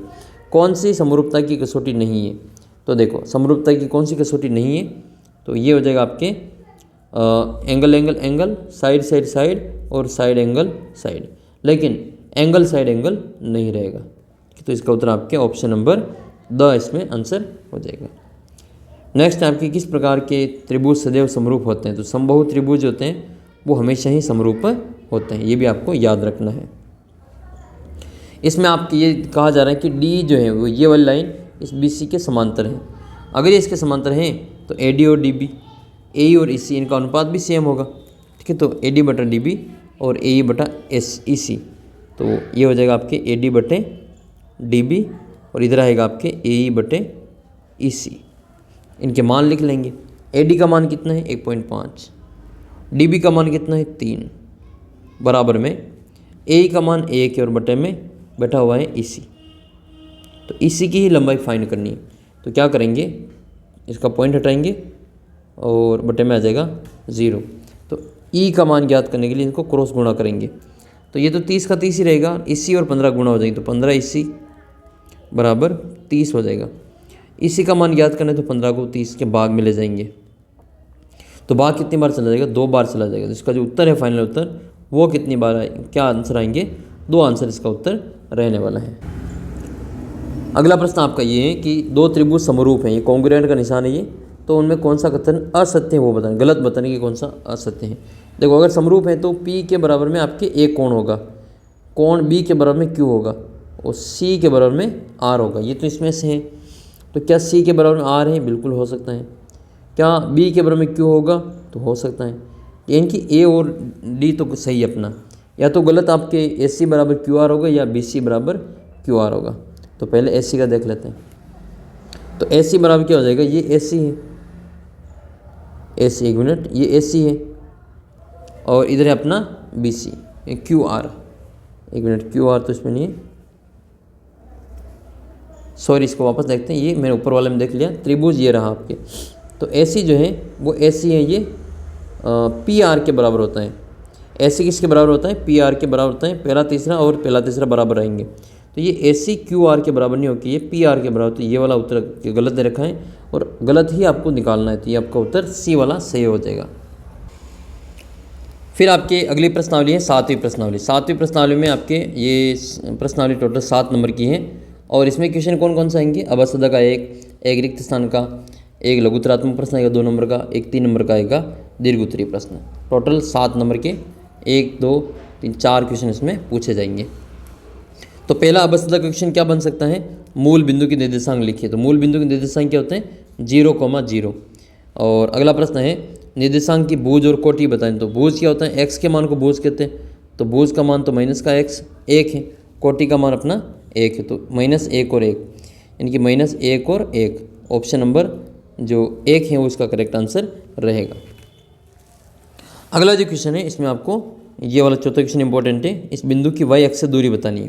तो जब भी y अक्ष से दूरी पूछे तो आपको x का मान बताना है प्लस में। तो x का मान कितना है, 5 है। और इसी में आपसे x अक्ष से पूछे तो फिर इसका उत्तर y का मान हो जाएगा, वो भी प्लस में। लेकिन इसमें -2 दे रखे, तो -2 नहीं होके आपकी है नहीं -2, तो ये तो गलत हो जाएगा। तो फिर +2 तो कहीं दे भी नहीं रखा है, तो इसका उत्तर फिर आपके इनमें से कोई नहीं करेंगे। अगर यहाँ पे 2 दे रखा हो तो फिर इस 2 वाले का उत्तर सही कर देते हैं। अगला क्वेश्चन ये है कि ये बिंदु कौन से चतुर्थांश में स्थित है, x - y+। तो ये x - y+ जो है वो सेकंड में होता है। तो इसका उत्तर आपके द्वितीय हो जाएगा। दोनों प्लस के प्रथम में होते हैं, दोनों माइनस तृतीय में होते हैं। x + y- फोर्थ में होता है, चौथे में होता है। अगले क्वेश्चन की ओर बढ़ते, क्वेश्चन नंबर 7 इंपॉर्टेंट है कि x अक्ष पर स्थित किसी बिंदु की कोटि कितनी होती है। x अक्ष पे हमेशा ध्यान रखना, x अक्ष पे ये आड़ी लाइन को x अक्ष कहते हैं। यहाँ पर कोई बिंदु है P बिंदु, इसमें x का मान x रहेगा और y का मान 0 रहेगा। तो y का मान इसमें 0 होता है, तो y को कोटि कहते हैं। तो कोटि का मान 0 हो जाएगा। x अक्ष पे y का मान 0 होता है। नेक्स्ट है इस मूल बिंदु से इस बिंदु की दूरी बतानी। तो सीधा फॉर्मूला है √x² + y²। ऑप्शन नंबर 4 इसका करेक्ट आंसर रहेगा। यही इंपॉर्टेंट क्वेश्चन है, बार बार ये पूछा जाता है। फिर आपके अगला क्वेश्चन है रिक्त स्थान वाला। तो 2 बिंदुओं के बीच की दूरी का सूत्र लिख। तो दूरी सूत्र लिखना आपको √x1 - x2 का होल स्क्वायर + y2 - y1 का होल स्क्वायर। y1 y2 उल्टे सीधे लिखो, कोई फर्क नहीं पड़ रहा है। x1 x2 साथ में आएंगे, y1 y2 साथ में आएंगे बस। y एक्स पर बिंदु की निर्देशांक क्या होंगे। तो y एक्स पे x का मान 0 होता है, तो 0, y इसका उत्तर रहेगा। आकृतियों की ज्यामिति का अध्ययन करने के लिए किसका उपयोग करते हैं। तो निर्देशांक ज्यामिति का उपयोग करते हैं। इसकी खोज करने वाले कौन थे, आपकी किताब में नाम दे रखा है, फोटो दे रखा है 7वें पार्ट में। तो कमेंट करके बताना कि निर्देशांक ज्यामिति की खोज किसने की थी। नेक्स्ट है ये आपके बिंदु दे रखा है A और ये दे रखा है B। तो A और B के बीच की दूरी ज्ञात करनी, ये वाली दूरी। तो ये इसका कोण 90 का है, ये 45 है और ये 36 है। तो आपको ये ज्ञात करने के लिए कौन सा सूत्र काम में लिया जाता है। तो इसमें पाइथागोरस प्रमेय काम में ली जाती है। फिर आपको विभाजन सूत्र लिखना है। तो 2 बिंदुओं के बीच में कोई एक अन्य बिंदु है P, जो इसको किसी अनुपात में m1/m2 में विभाजित करता है। तो उस P बिंदु के निर्देशांक बताने आपको। तो P बिंदु के निर्देशांक हो जाएंगे m1x2 + m2x1 बटे में m1 + m2, m1y2 + m2y1 बटे में m1 + m2। बस इतना सा काम है फॉर्मूले का, वो भी आपको याद हो गया होगा। अगला और इंपॉर्टेंट क्वेश्चन है इन दोनों के बीच की दूरी ज्ञात करें। तो दूरी सूत्र लगा के इसको हल करेंगे, इसका उत्तर आपके 39 आएगा। नेक्स्ट क्वेश्चन आपके 8वां, बिंदु और बिंदु को मिलाने वाले रेखाखंड के मध्य बिंदु के निर्देशांक ज्ञात करें। तो x1 x2 को जोड़ेंगे, 2 का भाग देंगे। तो 2 और 4 को जोड़ लो, कितना 6 और बटा 2 कितना आएगा 3 आएगा। तो ये 3 आपके दे रखा है। फिर आपके सेकंड वाला है 3 और 6 को जोड़ो, कितना हो जाएगा 9 और 9 में 2 का भाग दो, तो 9 बटा 2 होगा। ये 3 और 9 बटा 2 इसका आंसर रहेगा। समांतर चतुर्भुज के विकर्ण कैसे होते हैं। तो समांतर चतुर्भुज के विकर्ण एक दूसरे को समद्विभाजित करते हैं। x अक्ष पर किसी बिंदु के निर्देशांक क्या होता है। तो x अक्ष पर x का मान तो होता है, लेकिन y का मान 0 होता है। इनकी कोटि 0 होती है, x पे की कोटि 0 होती है, y का भुज 0 होता है। फिर आपकी 8वीं प्रश्नावली है 8 नंबर की। इसमें से आपके क्या क्वेश्चन आएंगे। एक तो अवस्था का आएगा, एक रिक्त स्थान आएगा, एक 2 नंबर का लघुत्तरात्मक आएगा, एक निबंधात्मक। जो 4 नंबर का क्वेश्चन आएगा वो सिद्ध करने वाला सवाल आपके इसी प्रश्नावली में से पूछा जाएगा। तो ये 4 नंबर का भी मैं अलग से आपकी वीडियो बना दूंगा, कौन कौन से सवाल आपको याद समझना है ताकि आपके परीक्षा में पूरे में से पूरे नंबर आ जाए। तो उसके लिए आप चैनल को सब्सक्राइब कर लेना। और जो बच्चे आज 49 रुपये में टेस्ट सीरीज लेना चाहते हैं वो ले लेना। आपकी देखो हर पेपर में आपके आधा पेपर 80 नंबर का पेपर है, तो लगभग 40 नंबर के जो मैटर हैं वो आपका एक एक नंबर के क्वेश्चन पूछे जाएंगे। तो एक एक नंबर की तैयारी आपको अच्छे से करनी है ताकि आपको बड़ा क्वेश्चन तो आप कर लोगे, जैसे ग्राफ आएगा ग्राफ कर लोगे, मध्य माध्यमिक बहुलक कर लोगे बड़े क्वेश्चन, लेकिन छोटे क्वेश्चन की प्रैक्टिस जितनी ज़्यादा करोगे उतना ज़्यादा आपको फ़ायदा मिलेगा। तो इसके लिए आपको बार बार उस प्रश्नों की प्रैक्टिस करनी है, तैयारी करनी है ताकि आपके इनमें से कोई प्रश्न आ जाए तो गलत ना हो। उसके लिए मैंने आपको 49 रुपये में टेस्ट सीरीज आपके उपलब्ध करा रखी है। जो भी बच्चे इंटरेस्टेड हैं आज उसको 49 रुपये में परचेज कर सकते हैं। अगला जो चैप्टर है वो 8 नंबर का है। कौन कौन से इंपॉर्टेंट क्वेश्चन है वो अपन देख लेते हैं। एक तो आपको याद कर लेना ये सारणी, ये सारे फॉर्मूले याद कर लेने हैं। लाल कक्का, लंब बटा कर्ण साइन होता है, आधार बटे लंब कोट होता है, आधार बटे कर्ण ये कोस होता है, कर्ण बटे आधार सेक होता है, लंब बटे आधार टेन होता है, कर्ण बटे लंब कोसेक होता है। अगर आपको ये प्रश्नावली समझ में नहीं आती है तो मुझे कमेंट करके बता देना, उसका वीडियो मैं अलग से आपके अपलोड कर दूंगा। बहुत ही शानदार तरीके से आपको समझ में आ जाएगी और आप जो 8 में से 8 नंबर पक्के करके आएंगे, ये मेरी गारंटी है। तो जिन बच्चों को भी समझना है वो आप जो कमेंट करके बता सकते हैं 8वीं प्रश्नावली के लिए, और आपको इसका वीडियो मिल जाएगा। फिर आपको उसको इन्वर्स वाले याद करने, साइन का कोसेक होता है, कोसेक का साइन होता है, सेक का कोस होता है, कोस का सेक होता है, टेन का कोट और कोट का टेन होता है, टेन का साइन बटा कोस भी होता है, कोस बटा साइन का कोट भी होता है, और सेक का कोसेक हो जाएगा, कोस हो जाएगा, और कोसेक का साइन हो जाएगा। ये सभी इन्वर्स वाले आपको याद रखने हैं। फिर आपको ये टेबल याद रखनी है। इनमें भी मोस्ट इंपॉर्टेंट आपके साइन 30 का मान पूछा जाता है, 45 का पूछा जाता है और 60 का पूछा जाता है। एक आपके कोस 30, कोस 45, कोस 60 का, टेन 30, टेन 45 और टेन 60, ये 3 मान याद करने, इनके उल्टे कर लेना, पूरी टेबल आपको याद हो जाएगी। फिर आपको ये सरल समीकरण याद करनी है कि sine square theta plus cos square theta बराबर कितना होता है, तो 1 होता है। Sec square theta minus tan square theta बराबर 1 होता है। Cosec square minus cot square बराबर भी 1 होता है। तो ये तो प्लस वाली है और ये दोनों माइनस वाली अच्छे से याद कर लेना। पहला क्वेश्चन है जैसे आपके टेन 45, कोट 45 का मान कितना होता है, तो टेन 45 का मान 1 होता है, कोट 45 का मान 1 होता है, तो 1 + 1 कितना हो जाएगा, 2 उत्तर आएगा। तो ऑप्शन नंबर 2 इसका करेक्ट आंसर रहेगा, ऐसे। अगला प्रश्न है 2 साइन 45 कोस 45 का मान बताएं, तो 2 इंटू साइन 45 का मान 1/√2 होता है, 1/√2 लिखेंगे। कोस 45 का मान भी √2 होता है 1 में। अब √2 से √2 कट जाएंगे, है ना, ये 2 बार लिखेंगे इसको, तो 2 इंटू 1/2 हो जाएगा। इन दोनों का गुणा 2 आएगा, इनका गुणा 1 आएगा, तो 2 से 2 कटेंगे तो उत्तर कितना आएगा, 1 आएगा। तो फाइनल जो आंसर हो आपके 1 रहेंगे। ऑप्शन नंबर 1 इसका करेक्ट आंसर रहेगा। अगला क्वेश्चन है टेन स्क्वायर 60 का मान ज्ञात करें, तो टेन 60 का मान कितना होता है, √3 होता है, और √3 का स्क्वायर करेंगे तो उत्तर केवल 3 आ जाएगा। तो 3 आपके ऑप्शन नंबर 3 में दे रखा है, यही इसका करेक्ट आंसर रहेगा। अगला प्रश्न इंपॉर्टेंट है, वेरी मोस्ट इंपॉर्टेंट है। प्रश्न पूछा जाता है sine square 50 plus cos square 50 plus 1 का मान कितना होगा। तो इसको यहाँ तक तो आपको पता है कि सरल समीकरण है ये। इसका उत्तर कितना होता है, इसका उत्तर 1 होता है, तो 1 + 1 कितना हो जाएगा, 2 हो जाएगा इसका आंसर। तो आंसर 2 आपके ऑप्शन नंबर 1 में दे रखा है, इसका उत्तर 2 आएगा।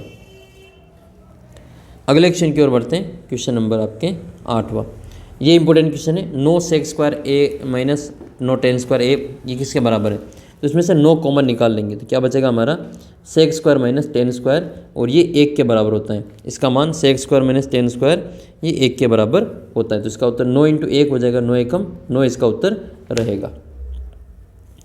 अगला और इम्पोर्टेंट क्वेश्चन जो बनता है आपके ये वाला 9वां क्वेश्चन, अगर इसमें दे रखा है कि थीटा का मान 45 रखेंगे तो इसका मान कितना आएगा। तो इसमें 1 माइनस कोस 2 थीटा, तो 2 × थीटा का मतलब 45 × 2 90 हो जाएगा। तो कोस 90 का मान 0 होता है, और बटे में साइन 2 थीटा, तो साइन 2 × थीटा, थीटा का मान कितना है 45 है, तो 45 को 2 से गुणा करें तो 90 हो जाएगा।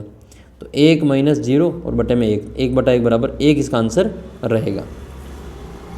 रिक्त स्थान में क्या क्वेश्चन बन सकता है, तो साइन थीटा बराबर कोस थीटा, तो थीटा का मान कितना हो जाएगा, तो थीटा का मान जो आएगा वो आपके ये हो जाएगा। जैसे इसको हल करेंगे तो ये इसके गुणा में क्वेश्चन तो 1 है, तो ये हो जाएगा आपके साइन थीटा और बटे में आपके आएगा कोस थीटा और बराबर में 1 बचेगा। साइन बटा कोस क्या होता है, टेन होता है, तो इसको क्या लिखेंगे, टेन लिखेंगे। टेन में 1 किसका होता है, टेन 45 का होता है, ये हो जाएगा टेन 45। तुलना करने पे टेन से टेन है, थीटा बराबर कितना आ जाएगा 45 डिग्री, 45 इसका आंसर आएगा। तो इसका उत्तर कितना आ जाएगा 45 डिग्री। इसका मान ज्ञात करना है तो 1 minus tan square 45, 1 minus ten 45 का मान 1, 1 का स्क्वायर बटे में 1 प्लस 1 का स्क्वायर, तो 1 माइनस 1 और बटे में 1 प्लस 1, तो 1 में से 1 तो 0 बटे 2 बराबर उत्तर आएगा इसका 0। तो ये वाले क्वेश्चन भी मोस्ट इंपॉर्टेंट है, आपको इनको अच्छे से देख के जाना है। और फिर आएगा आपके ये वाला क्वेश्चन कि टेन थीटा का मान √3 हो तो थीटा का मान कितना होगा। तो √3 किसका मान होता है, टेन में 60 का मान होता है, तो तुलना करने पे 10 से 10 है, थीटा बराबर 60 हो जाएगा। बस इसी प्रकार से आपको इसका मान ज्ञात करना है, sine square 60 plus cos square 30 का मान, तो ये साइन 60 का मान √3/2 इसका स्क्वायर करेंगे और कोस 30 का मान भी √3/2 इसका स्क्वायर करेंगे। √3 का स्क्वायर 3 हो जाएगा, 2 का स्क्वायर 4 हो जाएगा, तो इसका उत्तर कितना आएगा 3/4। इधर इसका उत्तर 3/4 आएगा। अब एलसीएम लेंगे, ये 4 और 4 का एलसीएम 4 हो जाएगा। जब नीचे संख्या सेम हो तो ऊपर वैसे वैसे लिख लेंगे, 3 + 3, 3 और 3 6/4, 2 से काट दो इसको 3 बार और 4 कटेंगे 2 बार, तो 3/2 इसका फाइनल उत्तर रहेगा, यही इसका आंसर आएगा। फिर आपके परीक्षा में जो 4 नंबर का सिद्ध करने वाला सवाल आएगा वो ये वाला सवाल, एक तो आपको याद कर लेना है, समझ लेना है। साइन प्लस कोस ए का स्क्वायर प्लस कोसेक ए का square plus cos A plus sec square है बराबर में 7 tan square plus cos square A. इसको समझ लेना अच्छे से, 100% ये क्वेश्चन आपके वापस रिपीट होगा। और एक ये तीसरा क्वेश्चन है ना, ये 3 ही क्वेश्चन आपको मैं बता रहा हूँ, इन तीनों में से एक क्वेश्चन फिक्स पूछा जाएगा, पहला, दूसरा और तीसरा। और ये कोस ए अपॉन 1 प्लस साइन ए और 1 प्लस साइन ए अपॉन कोस ए बराबर 2 सेक ए। ये 100% क्वेश्चन पूछे जाएंगे, आप इनको तैयार कर लेना, फिक्स पूछे जाएंगे ये क्वेश्चन, तो इनको आपको तैयार कर लेना है। फिर आपके अगला प्रश्न जो 9वां चैप्टर है त्रिकोणमिति के अनुप्रयोग, उसमें से आएगा। इसके 3 तो आएंगे MCQ, अब सदा के 3 क्वेश्चन आएंगे। एक क्वेश्चन आएगा लघुत्तरात्मक 2 नंबर का, तो 3 और 2 कितने हो जाएंगे, 3 + 2 5 नंबर हो जाएगा। तो अब सदा में आपके क्वेश्चन आएंगे 3 इसके, है ना, तो याद रखें इसमें। एक तो ये वाला क्वेश्चन इंपॉर्टेंट बनता है कि सूर्य के उन्नयन कोण और अवनमन कोण बराबर है, ये मीनार की छाया और उसकी ऊंचाई बराबर है, तो सूर्य का उन्नयन कोण कितना होगा। तो इसका उत्तर फिक्स होता है हमेशा, ये 45 डिग्री ही इसका उत्तर आता है। ठीक है, मीनार की ऊंचाई जितनी उतनी इसकी छाया है, तो इसका जो थीटा होगा वो हमेशा 45 डिग्री आता है। अब प्रश्न आपको ऐसा दे दे कि 10 मीटर ऊंचा है, छाया भी 10 मीटर की लंबी है, तो इसमें थीटा बराबर कितना आएगा, तो 45 ही आएगा। ठीक है, फिक्स उत्तर होते हैं ये, तो इनको आपको याद रख लेना। एक ये वाला है, एक ऊर्ध्वाधर छड़ की लंबाई उसकी छाया की लंबाई का अनुपात 1/√3 है, तो सूर्य का उन्नयन कोण कितना होगा। तो ये बस वही है, लंब बटे आधार है, तो लंब का मान 1 हो जाएगा और आधार का मान √3 हो जाएगा। और इस 1/√3 किसका मान होता है, 30 का मान होता है, जिसका उत्तर आपको 30 याद कर लेना है, प्रश्न ये पूछा ही जाएगा आपके। फिर आपका ये है कि इस चित्र में आपको उन्नयन कोण ज्ञात करना है, तो उन्नयन कोण और अवनमन कोण बराबर होते हैं। इसका अवनमन कोण कितना हो रहा है, 60 का हो रहा है, तो उन्नयन कोण आपके 60 का ही रहेगा, क्योंकि ये Z बन रहा है, इधर 60 है तो इधर भी आपके 60 ही बनेगा। तो उन्नयन कोण का मान कितना आ जाएगा, 60 डिग्री इसका आंसर आ जाएगा। फिर आपके 10वीं प्रश्नावली है, 10वां चैप्टर वृत्त वाला, सर्कल वाला, जो कि 6 नंबर का है। इसमें एक तो अबसद आएगा, लघुत्तरात्मक प्रश्न आएंगे 1 2 नंबर का, एक दीर्घ उत्तरीय प्रश्न आएगा 3 नंबर का। तो 3 क्वेश्चन 6 नंबर में ऐसे पूछे जाएंगे, 1 + 2 + 3 करके ये 6 नंबर हो जाएंगे। तो ये आपके एक तो अबसद आएगा, तो अबसदा में एक प्रश्न ये बन सकता है कि एक वृत्त पर स्थित एक बिंदु से कितनी स्पर्श रेखाएं खींच सकते हैं। तो वृत्त के ऊपर कोई एक बिंदु है, ये एक सर्कल है और इसके ऊपर कोई बिंदु है P, तो इस P बिंदु से कितनी स्पर्श रेखा खींच सकते हैं।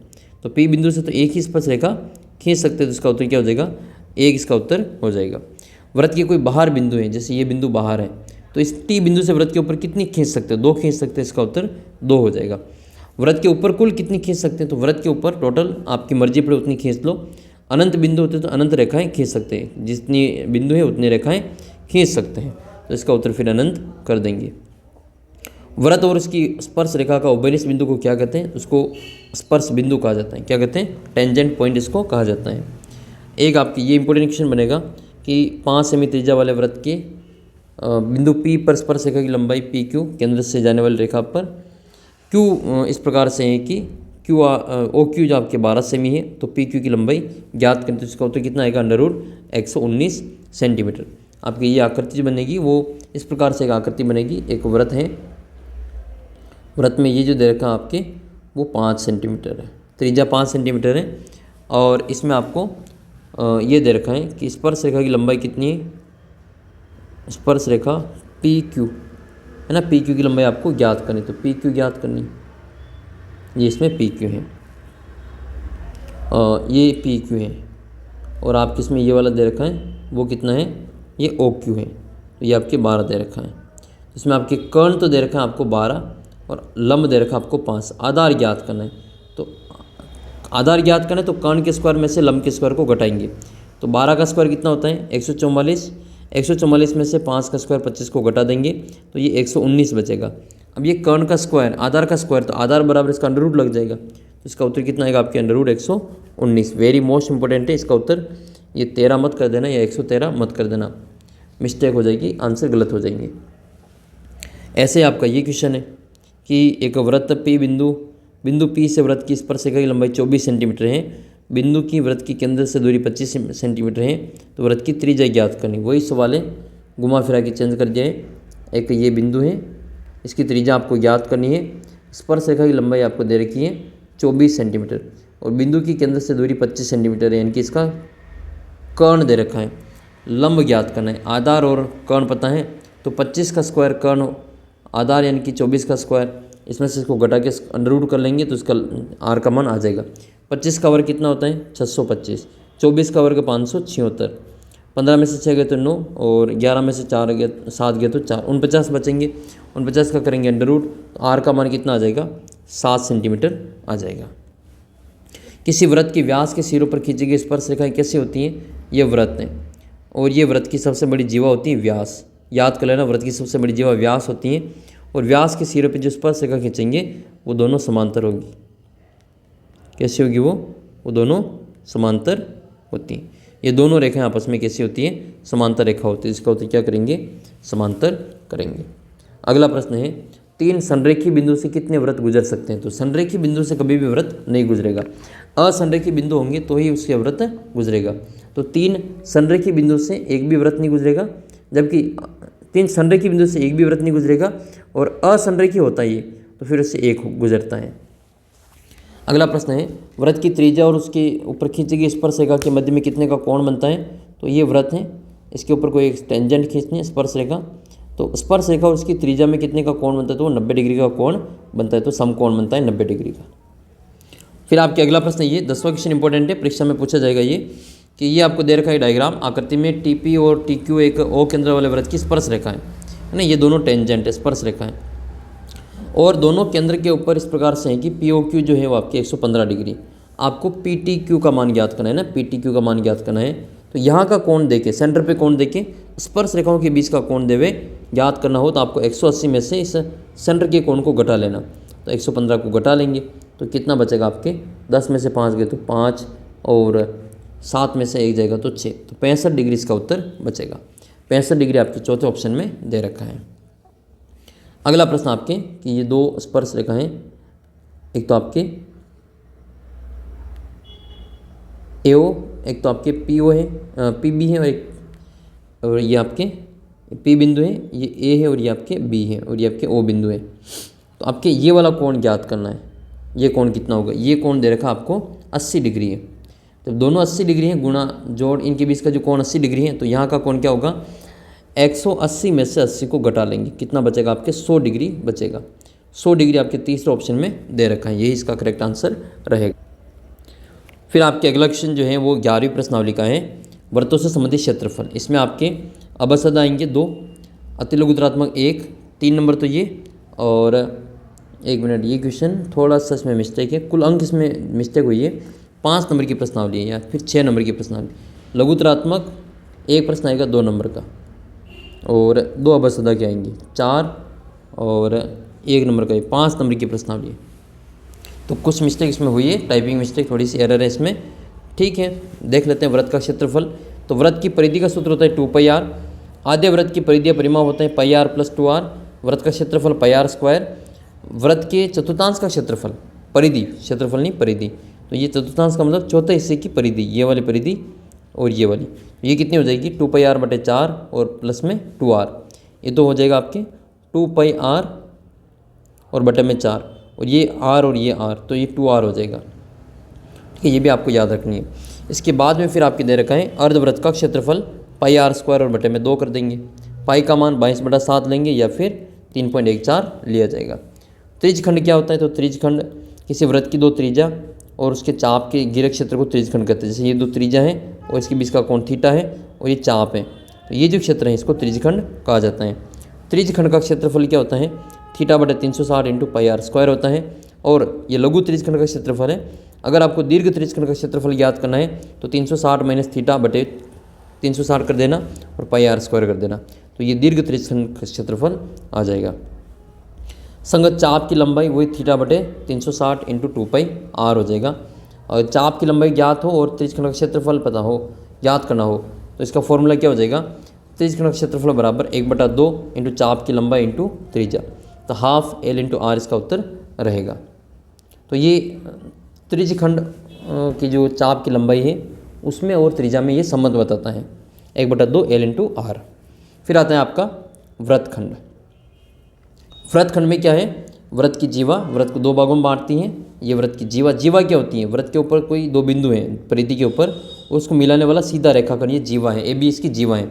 जबकि ये वाला जो इसका चाप है, ये इसका क्या होता है, चाप होता है। तो सीधी लंबाई को जीवा कहते हैं। तो जीवा जो है AB है। जीवा इसको दो भागों में बांटेगी, ठीक है, एक बड़े भाग में एक छोटे भाग में। तो छोटे भाग को लघु वृत्तखंड कहते हैं और बड़े भाग को दीर्घ वृत्तखंड कहा जाता है। तो लघु वृत्तखंड का क्षेत्रफल क्या होगा, θ/360 × πr², ये आपके पूरे त्रिज्यखंड का क्षेत्रफल है। इसमें से आपको इस त्रिभुज का क्षेत्रफल कम करना है। तो त्रिभुज का क्षेत्रफल का फॉर्मूला है 1/2 r² sin θ। थीटा का मान आपको टेबल में से लिखना पड़ेगा, ये भी आपको याद रखना है। फिर आपके कुछ महत्वपूर्ण फॉर्मूले हैं वो आपको याद रखना है। लघु चाप का जो माप होता है, डिग्री माप, वो 180 डिग्री से कम होता है, जबकि दीर्घ चाप का जो डिग्री माप होता है वो 180 डिग्री से ज़्यादा होता है। प्रत्येक वृत्त का जो प्रत्येक चतुर्थांश होता है वो कोण का मान 90 डिग्री होता है। फिर इसके बाद में आपके वृत्त के केंद्र पर बने कोण का मान 360 डिग्री होता है। घड़ी के मिनट की सुई 1 मिनट में 6 डिग्री का कोण बनाती है। पाई एक अपरिमेय संख्या है। r त्रिज्या वाले वृत्त के त्रिज्यखंड का क्षेत्रफल क्या होगा, जिसका कोण p है। तो इसका फॉर्मूला आपको याद रखना है, p डिग्री/360 डिग्री × πr²। वृत्त की अनुदिश एक चक्कर लगाने में तय की गई दूरी को वृत्त की परिधि कहते हैं। वृत्त के केंद्र पर बना कोण 4 समकोण के बराबर होता है, ये भी आपको याद रखना है। जैसे एक फॉर्मूला है, सवाल है कि वृत्त की परिधि 44 है तो वृत्त की त्रिज्या कितनी होगी। तो परिधि कितनी दे रखी है, परिधि दे रखी है आपको 44, तो परिधि बराबर लिखेंगे 44। परिधि का फॉर्मूला क्या होता है, 2πr होता है, बराबर में कितना दे रखा है, 44 दे रखा है। तो 2 × पाई का मान 22/7 × r का मान ज्ञात करना है, बराबर में 44 है। 2 × 22 कितने हो जाएंगे, 44 हो जाएंगे। तो 44/7 × r बराबर 44। तो 44 वैसे कट रहे हैं, वैसे उधर ले जाके काट देंगे। 44 × 7 और बटे में कितना आएगा, 44। तो एक 44 से दूसरा 44 कट जाएगा और r बराबर कितना बचेगा, केवल 7 सेंटीमीटर इसका उत्तर बचेगा। तो r का मान कितना आ जाएगा, 7 सेंटीमीटर आंसर होगा। आपको उस वृत्त की व्यास पूछें, त्रिज्या नहीं पूछ के व्यास पूछें, तो व्यास में क्या करेंगे, इसी त्रिज्या को डबल कर देंगे। तो 2 × त्रिज्या हो जाएगा व्यास। तो त्रिज्या कितनी देर की, 7 है, तो 2 7 कितना हो जाएगा, 14 हो जाएगा। तो ये व्यास पूछे तो इसका उत्तर 14 करना है और त्रिज्या पूछे तो फिर इसका उत्तर 7 ही करना है। कि ये भी आपको अच्छे से याद रखना है, वेरी मोस्ट इंपॉर्टेंट है, बार बार ये पूछा ही जाता है आपके क्वेश्चन, तो इसको भी आपको अच्छे से तैयार रख। एक ये वाला क्वेश्चन बढ़िया है, 7वां क्वेश्चन, कि एक वृत्त का परिमाप वृत्त के क्षेत्रफल की संख्यात्मक रूप से बराबर है, तो इसकी त्रिज्या कितनी हुई, तो r का मान कितना होगा, तो 2 उत्तर आता है इसका। कितना उत्तर आएगा, r बराबर 2 होता है। क्या कैसे आता है 2 उत्तर, तो जैसे देख लो, ये πr² और 2πr, ये ऐसे कह रहा है ये कि वृत्त की परिमाप परिधि और वृत्त का क्षेत्रफल बराबर है। तो मैंने दोनों को बराबर कर दिया। अब जो कटते होंगे इनको काट देंगे। कौन कौन कट रहा है, एक तो पाई से पाई कैंसिल हो रहा है और इधर r डबल बार है, इधर r एक बार, तो एक r से एक r कट जाएगा। तो r बराबर क्या बचेगा, केवल इधर 2 बचेंगे। तो इसका उत्तर कितना आएगा, 2 मात्रक आता है। अगला क्वेश्चन है आपके 14 सेमी व्यास वाले एक पहिए द्वारा एक चक्कर में तय की गई दूरी बतानी है। तो अभी हमने सवाल किया था ये वाला तीसरा, अभी तो 14 व्यास हैं, तो इसकी त्रिज्या कितनी हो जाएगी, r बराबर 7 हो जाएगा। 14 के आते 7 हो जाएंगे। इसका एक चक्कर लगाना मतलब परिधि ज्ञात करनी। तो परिधि का फॉर्मूला क्या होता है, 2πr, 2 इंटू पाई का मान 22/7 और इंटू में क्या हो जाएगा, r का मान भी 7 हो जाएगा। 7 से 7 कटेगा और 22 दूनी कितने हो जाएंगे, 44, 44 इसका उत्तर आएगा। तो 44 सेंटीमीटर आपके कहाँ दे रखा है, ब उत्तर में दे रखा है। तो ये आपको विशेष तौर पे याद रखना है। अगला प्रश्न ये कि घड़ी के मिनट की सुई द्वारा 20 मिनट में केंद्र पे कितने का कोण बनेगा। तो घड़ी के मिनट की सुई 1 मिनट में कितने का कोण बनाती है, अभी बताया ऊपर मैंने 1 मिनट में ये 6 डिग्री का कोण बनाती है, ये आपको यहाँ पे बताया था। तो मिनट की सुई 1 मिनट में 6 डिग्री का कोण बनाती है। अब आपको 20 मिनट में ज्ञात करना है। तो 1 मिनट में 6 का कोण है, तो 20 मिनट में इसको 6 से गुणा कर देंगे 20 को, तो 20 इंटू 6 करेंगे तो 20 छंग 120, तो उत्तर आएगा 120 डिग्री। द वाला उत्तर इसमें करेक्ट आंसर रहेगा। आपको कमेंट करके बताना है कि घड़ी के मिनट की सुई जो पहले 12 पे थी, पहले कहाँ पे थी, 12 पे थी, अब 12 से कहाँ पे आ गई, 3 पे आ गए। तो 12 से 3 पे आने में उसको कितना समय लगा और मिनट की सुई को कितने डिग्री का कोण बनाना है, ये कितने का कोण बनेगा 12 से 3 के बीच में, वो आपको कमेंट करके बताना है। अगला प्रश्न ये है कि एक त्रिज्यखंड का क्षेत्रफल ज्ञात कीजिए जिसके चाप की लंबाई 10 है और त्रिज्या 6 है। तो सीधा फॉर्मूला है हमारे पास में, त्रिज्यखंड की क्षेत्रफल बराबर आपके होता है 1/2 इंटू चाप की लंबाई इंटू त्रिज्या। इसका शॉर्टकट फॉर्मूला है।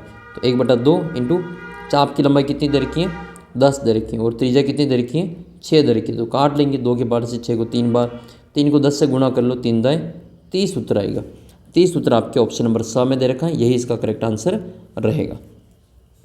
अगले क्वेश्चन की ओर बढ़ते, क्वेश्चन नंबर आपके पहला, 6 सेमी त्रिज्या वाले r का मान कितना है, 6 है, और त्रिज्यखंड का क्षेत्रफल ज्ञात करना है, थीटा का मान 60 है।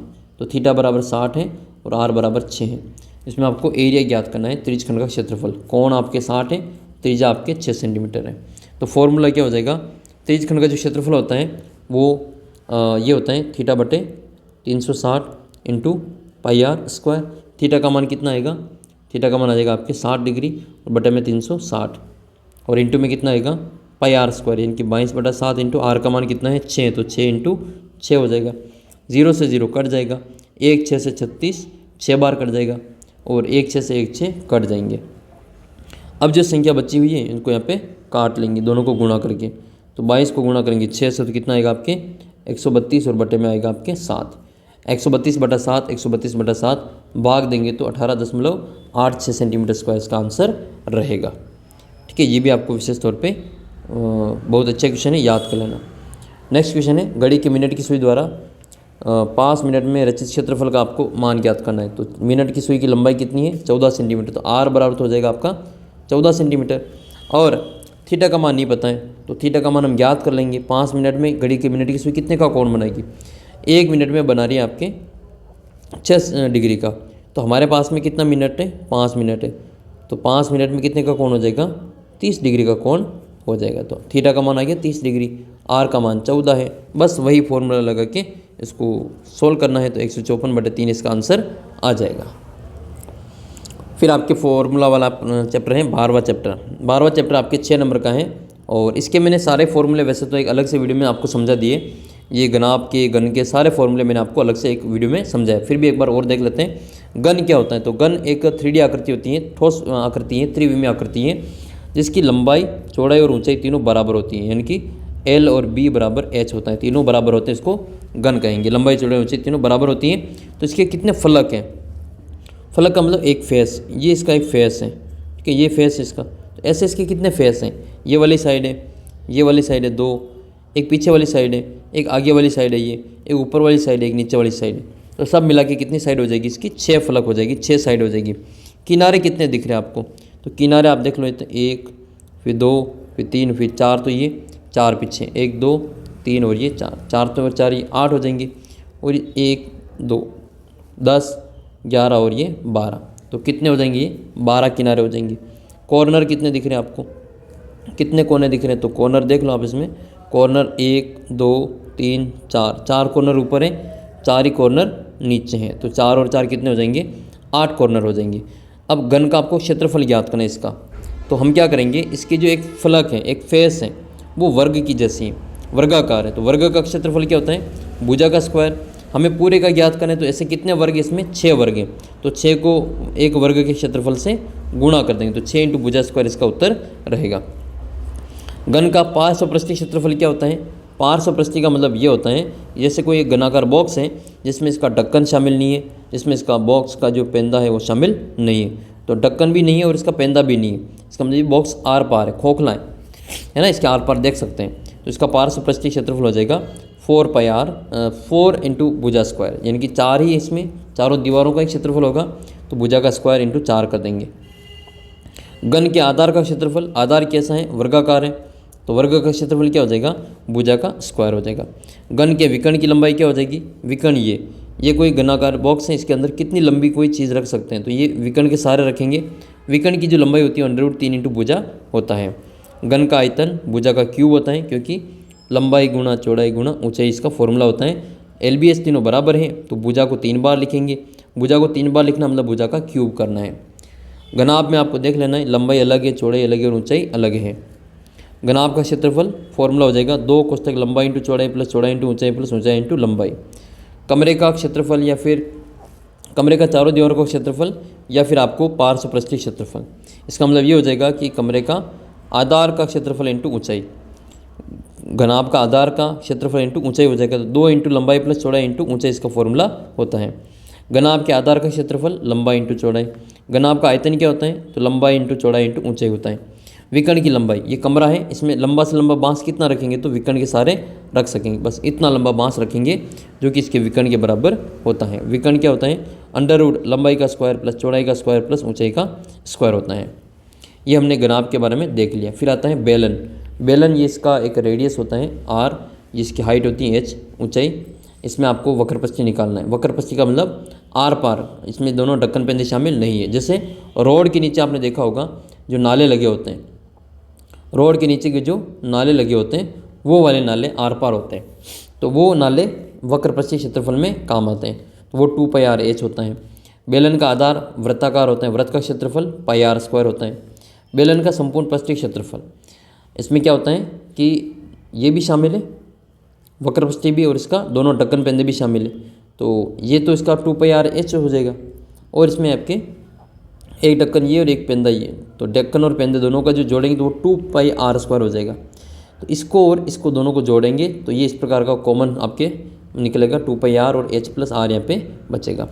बेलन का आयतन क्या होता है, तो πr² h होता है, ठीक है, ये भी आपको याद रखना है। शंकु, कोण, शंकु देखे होगा आपने, आइसक्रीम का कोण खाया होगा, मेहंदी का कोण देखा होगा, जोकर की टोपी देखी होगी आपने, कुछ नहीं देखा होगा तो आपने जो मेहंदी का कोण ये तो देखे होंगे, है ना। तेल भरने की जो माप होते हैं लीटर वाले, वो भी आपके शंकु के जैसे होता है। ये वाला लीटर वाला, ये भी आपके माप शंकु के जैसा होता है। रोड के ऊपर काम चल रहा है, वो लाल रंग के जो डिब्बे रखे होते हैं ऐसे शंकु के जैसे, वो भी शंकु ही होता है।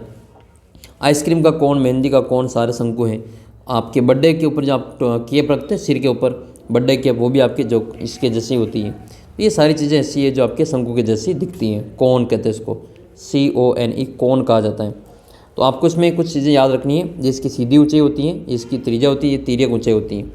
तो ये H, L और R में आपको रिलेशन याद रखना है। तो एक शंकु का वक्रपृष्ठीय, वक्रपृष्ठीय का मतलब ये ढक्कन इसमें शामिल नहीं, बिना ढक्कन, जैसे इसके टोपी के यहाँ पे ढक्कन नहीं होता है ना, अगर ढक्कन लगा देंगे, जैसे आइसक्रीम के कोण होता है, ये कोण आता है उसके ऊपर ढक्कन होता है, तो ये बिना ढक्कन का है तो फिर आपके वक्रपृष्ठीय, ढक्कन है तो आपके संपूर्ण पृष्ठीय। तो बिना ढक्कन का πrl और ढक्कन सहित πr कोष्ठक l प्लस r हो जाएगा। फिर इसके बाद में आपको याद रखना है आधार का क्षेत्रफल πr² होता है। शंकु की तिर्यक ऊंचाई l बराबर √r² प्लस h² होती है। फिर इसके बाद में आपको शंकु का आयतन देखना है, तो आयतन का क्या फॉर्मूला क्या होता है, 1/3 πr² h होता है। फिर आपके गोला, वृत्त या फिर अर्धवृत्त की व्यास को अक्ष मानकर उसके चारों ओर चक्कर लगाने से जो ठोस बनता है उसको गोला कहते हैं। ये एक वृत्त है, इसको गोल घुमाएंगे तो इस प्रकार की आकृति आपके बनेगी। इसका संपूर्ण पृष्ठीय क्षेत्रफल, बॉल के ऊपर कवर चढ़ाना है तो 4πr²। बॉल में वजन कितना है, तो इसका 4/3 πr³ है ना, आयतन हो जाएगा वो। बॉल को बीच में से काट लें तो वो आधी गोला हो जाएगा, तो अर्ध गोला कहते हैं इसको। तो ये अर्धगोले की त्रिज्या तो वही रहेगी जो पहले पूरे गोले की थी। तो ये आपको याद रखना है, अर्धगोले का वक्रपृष्ठीय क्षेत्रफल। इसका मतलब ये कटोरी है। अब कटोरी के ऊपर ढक्कन नहीं है ना, ये ढक्कन नहीं है तो इसका वक्रपृष्ठीय, तो वक्रपृष्ठीय होता है 2πr², और संपूर्ण पृष्ठीय होता है 1πr² और जुड़ जाएगा क्योंकि इसका वृत्त है, तो 3πr²। अर्धगोले का आयतन 2/3 πr³ होता है। व्यास का सूत्र क्या होता है, तो 2 इंटू त्रिज्या होती है। 1 लीटर बराबर कितना होता है, तो 1 लीटर बराबर 1000 घन सेमी होता है। और 1 घन मीटर बराबर कितना होता है, तो 1000 लीटर होता है। 1 मीटर बराबर 100 सेंटीमीटर होता है। क्षेत्रफल को वर्ग मीटर में इकाई में मापते हैं और आयतन को घन इकाई में मापा जाता है। किसी ठोस द्वारा आकाश में जितना स्थान घेरा जाता है इसको उसका आयतन कहते हैं। अब इसके कुछ इंपॉर्टेंट क्वेश्चन कर लेते हैं। घन का आपको पृष्ठीय क्षेत्रफल दे रखा है 1014। इस घन की भुजा ज्ञात करनी, तो ये संपूर्ण पृष्ठीय क्षेत्रफल है, यानी ये 6 इंटू भुजा स्क्वायर के बराबर है। बराबर है 1014। 6 का इसमें भाग देंगे तो 6 का भाग चला जाएगा इसमें, 6 कम 6, फिर बचेगा 4, 6 छंग 36, बचेंगे 5, 54, 6 में 54, तो इसमें अंडर रूट 169 आएगा जो कि आपके 13 आंसर आएंगे। तो इसके उत्तर कितना आ जाएगा, आपके 13 मीटर इसका आंसर रहेगा। इसी प्रकार से एक गोले का व्यास है 6 सेंटीमीटर, इसका आयतन ज्ञात करना है। तो व्यास है तो इसकी त्रिज्या ज्ञात करेंगे। त्रिज्या कितनी हो जाएगी, 6/2 हो जाएगा, यानी कि 3 हो जाएगी त्रिज्या। आयतन का फॉर्मूला क्या होता है, तो 4/3 πr³ होता है। अब पाई का तो मान रखना ही नहीं है क्योंकि उत्तर पाई में ही लाना है, तो 4/3 लिखेंगे और r का मान आपके 3 लिखेंगे 3 बार, तो 3 1 तो 3 से कट जाएगा, 3 3 9 और 9 चौक 36 हो जाएगा। 36 पाई इसका आंसर रहेगा। 36 पाई ऑप्शन नंबर स इसका करेक्ट आंसर होगा। अगला प्रश्न आपके, दो गोले की त्रिज्याओं का अनुपात 1:2 है तो उनके क्षेत्रफलों का अनुपात कितना होगा। तो याद रखना, जब भी गोले की त्रिज्या दे रखी है और उसका क्षेत्रफल ज्ञात करना हो तो उनका स्क्वायर कर लेना।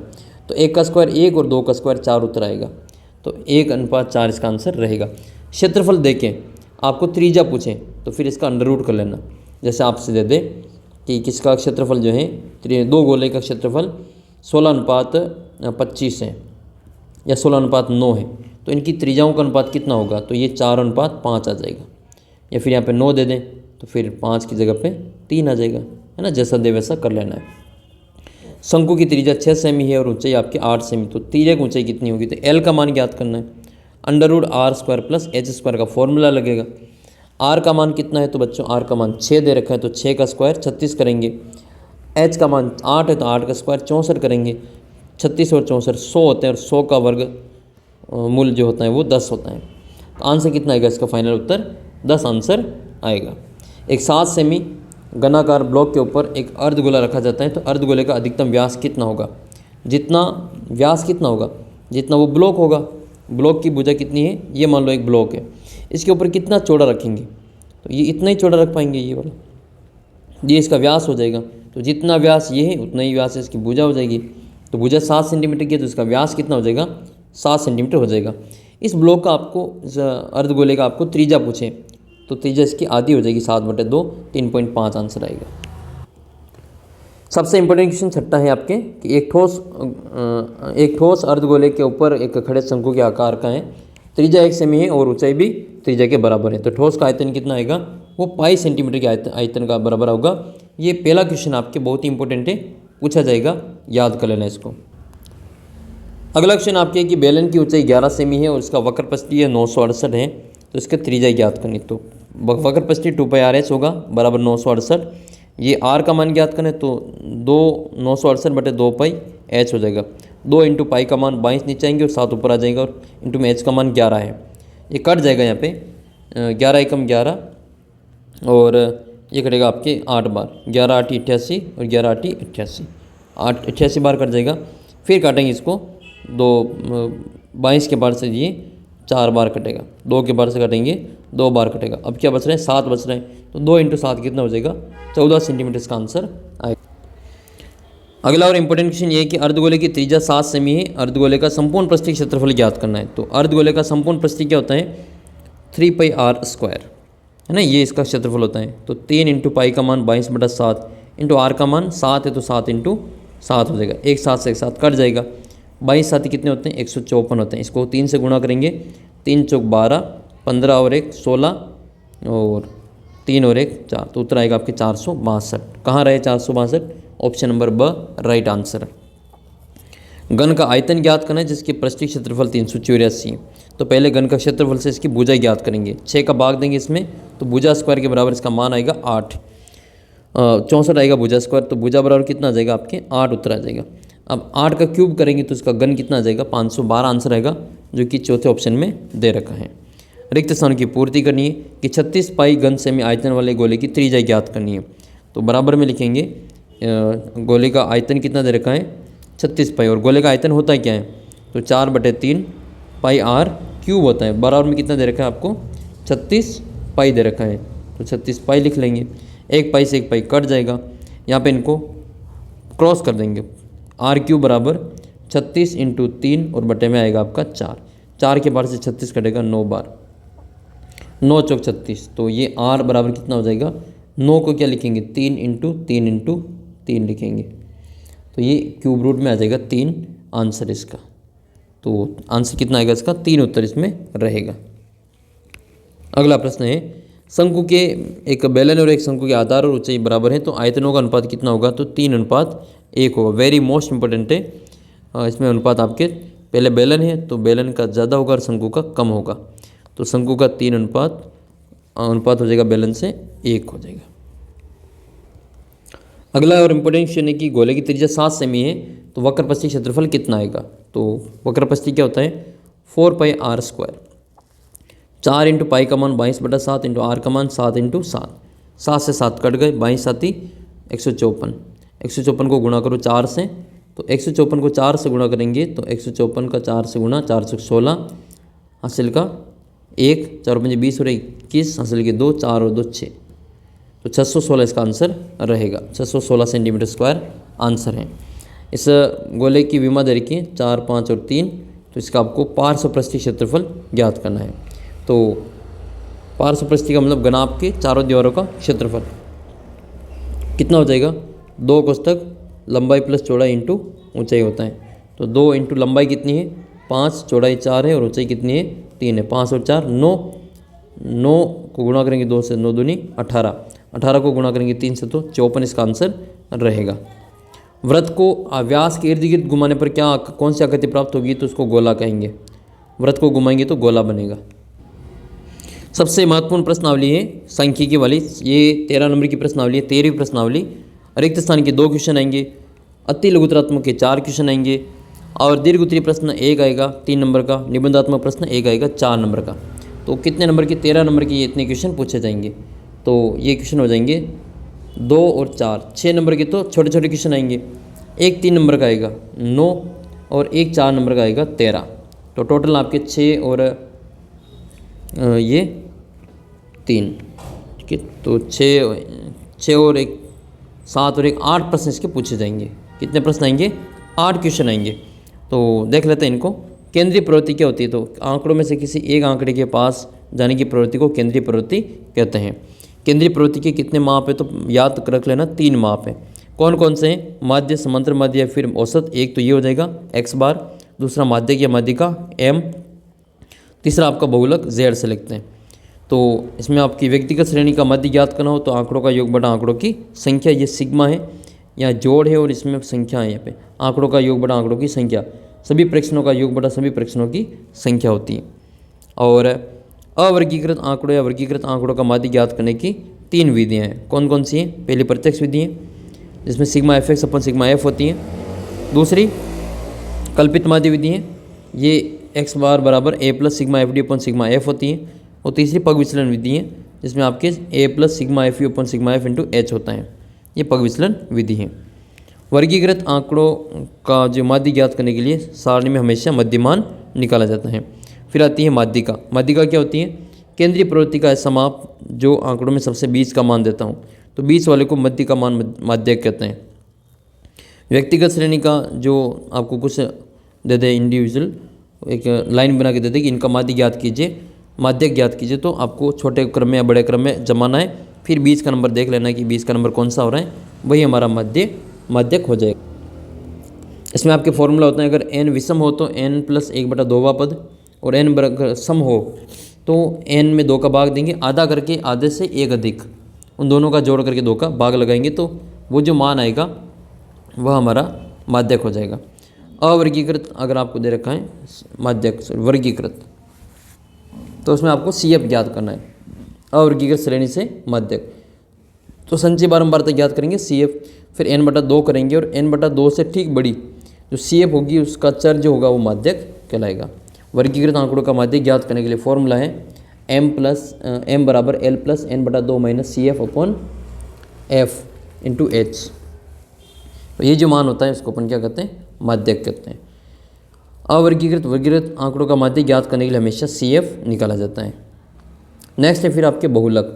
दिए गए प्रेक्षणों में प्रेक्षण का वह मान जो सबसे अधिक बार आता है, अर्थात उस प्रेक्षण की जिसकी बारंबारता सबसे ज़्यादा होती है उसको बहुलक कहते हैं। व्यक्तिगत अगर श्रेणी दे रखी है, जो सबसे ज़्यादा बार आने वाली संख्या होती है वो बहुलक होती हैं, और सबसे ज़्यादा बार बारंबारता वाला जो चर होता है वो बहुलक होता है।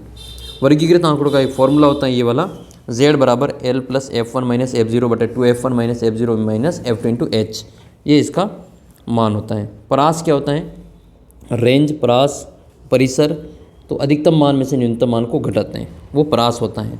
जैसे कुछ संख्या दे रखी 2, 3, 0, 1 और 4, इसका परास क्या होगा, सबसे बड़ा मान 4 है, सबसे छोटा मान 0 है, तो 4 में से 0 जाएगा तो 4 उत्तर आएगा। मान लो 0 नहीं होता तो फिर अपन 1 घटाते हैं, 4 में से 1 जाएगा तो 3 उत्तर आएगा। ऐसे परास, परिसर, रेंज ज्ञात करते हैं। फिर आती है वर्ग अंतराल। तो वर्ग अंतराल क्या होता है, कोई वर्ग दे रखा है जैसे 10 से 25, इसको निम्न सीमा कहते हैं और इस 25 को उच्च सीमा कहते हैं। अब इसमें इसका मध्यमान ज्ञात करना है या वर्ग चिन्ह ज्ञात करना है, तो वर्ग चिन्ह का मतलब होता है निम्न सीमा प्लस उच्च सीमा बटे 2, इन दोनों को जोड़ के 2 का भाग लगाते हैं, तो इसका उत्तर वर्ग चिन्ह या वर्ग अंतराल मध्यमान आ जाएगा। वर्ग अंतराल क्या होता है, तो वर्ग अंतराल होता है इन दोनों की उच्च सीमा में से निम्न सीमा को घटाना, मतलब 25 में से 10 को घटा लो, कितना उत्तर आएगा, 15 आएगा, तो 15 इसका वर्ग अंतराल होता है, H होता है। फिर माध्य, माध्यक और बहुलक में क्या संबंध होता है, तो वेरी मोस्ट इंपॉर्टेंट है, 3 माध्यक बराबर बहुलक प्लस 2 माध्यक, वेरी मोस्ट इंपॉर्टेंट है, ये याद कर लेना, परीक्षा में छपेगा, ऐसे कैसे याद रहे। अगला प्रश्न आपके शुरुआत होता है पहले प्रश्न से। केंद्रीय प्रवृत्ति के अधिकतर प्रयोग होने वाले मापों को क्या कहते हैं, तो माध्य कहते हैं। सबसे ज़्यादा जो काम आता है वो माध्य काम में आता है। इसका समांतर माध्य 6 है, तो x का मान ज्ञात करना है, तो ये सूत्र होता है x बार बराबर सिग्मा x और बटे में n या सिग्मा x बटे f। x कितनी बार है, तो x की जोड़ कर लेंगे इन सब की, तो 3, 7, 9, x और 5, इनकी जोड़ आ जाएगी 24 + x, और माध्य 6 दे रखा तो 6 पंजे 30 हो जाएगा, तो 30 बराबर 24 + x, प्लस के 24 इधर आएंगे तो माइनस के 24, तो 30 - 24 बटे में हो जाएंगे, माइनस करेंगे तो 6, तो x बराबर कितना आएगा, 6 आ जाएगा। 10 से 35 का आपको वर्ग चिन्ह ज्ञात करना है। जब भी वर्ग चिन्ह आए आपको इन दोनों को जोड़ के 2 का भाग लगाना है। 35 और 10 45 में 2 का भाग देंगे तो 22.5 आएगा। आप कमेंट करके बताना कि 10 से 25 का जो वर्ग चिन्ह है वो कितना आएगा, इसका वर्ग चिन्ह कितना आएगा, कमेंट करके बताना। देखें, इन आंकड़ों का परिसर ज्ञात करना है, तो अधिकतम मान में से न्यूनतम मान को घटाएंगे। बड़ा मान 25 है, न्यूनतम मान 3 है, 25 में से 3 गए तो 22 इसके आंसर आएंगे। फिर आपके 5वां प्रश्न है, प्रथम 5 समप्राकृत संख्याओं का आपको माध्य ज्ञात करना। तो समप्राकृत संख्या कौन सी है, 2, 4, 6, 8, 10, 12, 14, 16, 18, 20, इनको जोड़ के 10 का भाग लगाएंगे। 10 है तो 10 को जोड़ के 10 का भाग लगाएंगे, इनकी जोड़ 110 होगी और 10 का भाग देंगे तो 0 से 0 कट जाएगा, 11 उत्तर आएगा। तो ये याद कर लेना, प्रथम 10 प्राकृत संख्या का जो माध्य होता है वो 11 होता है। सर्वाधिक बारंबारता मूल्य को क्या कहते हैं, उसको बहुलक कहते हैं। संचय बारंबारता सारणी का प्रयोग किसके लिए कहते हैं, तो माध्य ज्ञात करने में संचय बारंबारता सारणी का प्रयोग किया जाता है। प्रथम 5 पूर्ण संख्याओं का औसत कितना है, तो 5 पूर्ण संख्या कौन सी है, 0, 1, 2, 3 और 4, इनकी जोड़ कर लो 10 आएगी, 10 में 5 का भाग देंगे तो उत्तर आएगा 2, तो इसका उत्तर कितना आएगा, 2 आंसर आएगा। ये लो, इसका उत्तर कितना आएगा, 2 आएगा। ये सबसे ज़्यादा बार पूछा गया सवाल है, इसका उत्तर देखो सबसे ज़्यादा बार है। बहुलक कितना है, तो बहुलक सबसे ज़्यादा बार कौन आ रहा है, इसमें 4 आ रहा है, तो बहुलक बराबर क्या आ जाएगा, 4 आ जाएगा। बहुलक बराबर 3 माध्यक, 3 माध्यक माइनस 2 माध्य, ये आपको याद रखना है। z बराबर 3m माइनस 2x x बार, ये इसका फॉर्मूला होता है, तो ये आपको याद रखना है। इनकी आपको माध्यिका ज्ञात करनी है, तो आंकड़ों को आरोही क्रम में लिखेंगे, 3, 4, ठीक है, 5, 6, 7, 8, 9, बीच में कौन आ रहा है, तो पहले गिन लो कितने 7 हैं। n बराबर 7 है तो फॉर्मूला लगेगा n प्लस 1/2वां पद। n का मान 7 और 1 जोड़ेंगे तो 8, 8 में 2 का भाग दें तो 4वां चौथा पद लिखेंगे। चौथा पद कितना है, 1 2 3 और 4, 6 इसका उत्तर रहेगा। तो माध्य कितना आएगा, 6 आएगा इसमें। ये देखो इसमें सम संख्या वाला देख लो, ये विषम वाला था, ये सम वाला है। आरोही क्रम में लिखेंगे, पहले गिनेंगे कितने 6 आ रहे हैं। 6 का मतलब आधा करना है, n/2 और n प्लस 1 और बटे में 2, ये यहाँ पे आ जाएगा। 1 मिनट, ये यहाँ पे आएगा 1 ना, तो ये यहाँ आ जाएगा। 6 का आधा 3 हो जाएगा तो एक तीसरा पद, और इसमें 6 में जोड़ लेंगे यहाँ पे 2, या फिर डायरेक्टली 3 में 1 जोड़ेंगे तो चौथा हो जाएगा। तो तीसरा पद और चौथे पद का जो आधा होगा जोड़ का, वो आपके आंसर आ जाएगा। तीसरा पद का मान कितना है, 3 है, चौथे पद का 5 है, तो 3 और 5 को जोड़ें तो 8 आएगा। 8 में 2 का भाग 4 बार जाएगा, तो इसका माध्य कितना हो जाएगा, 4 आंसर आएगा।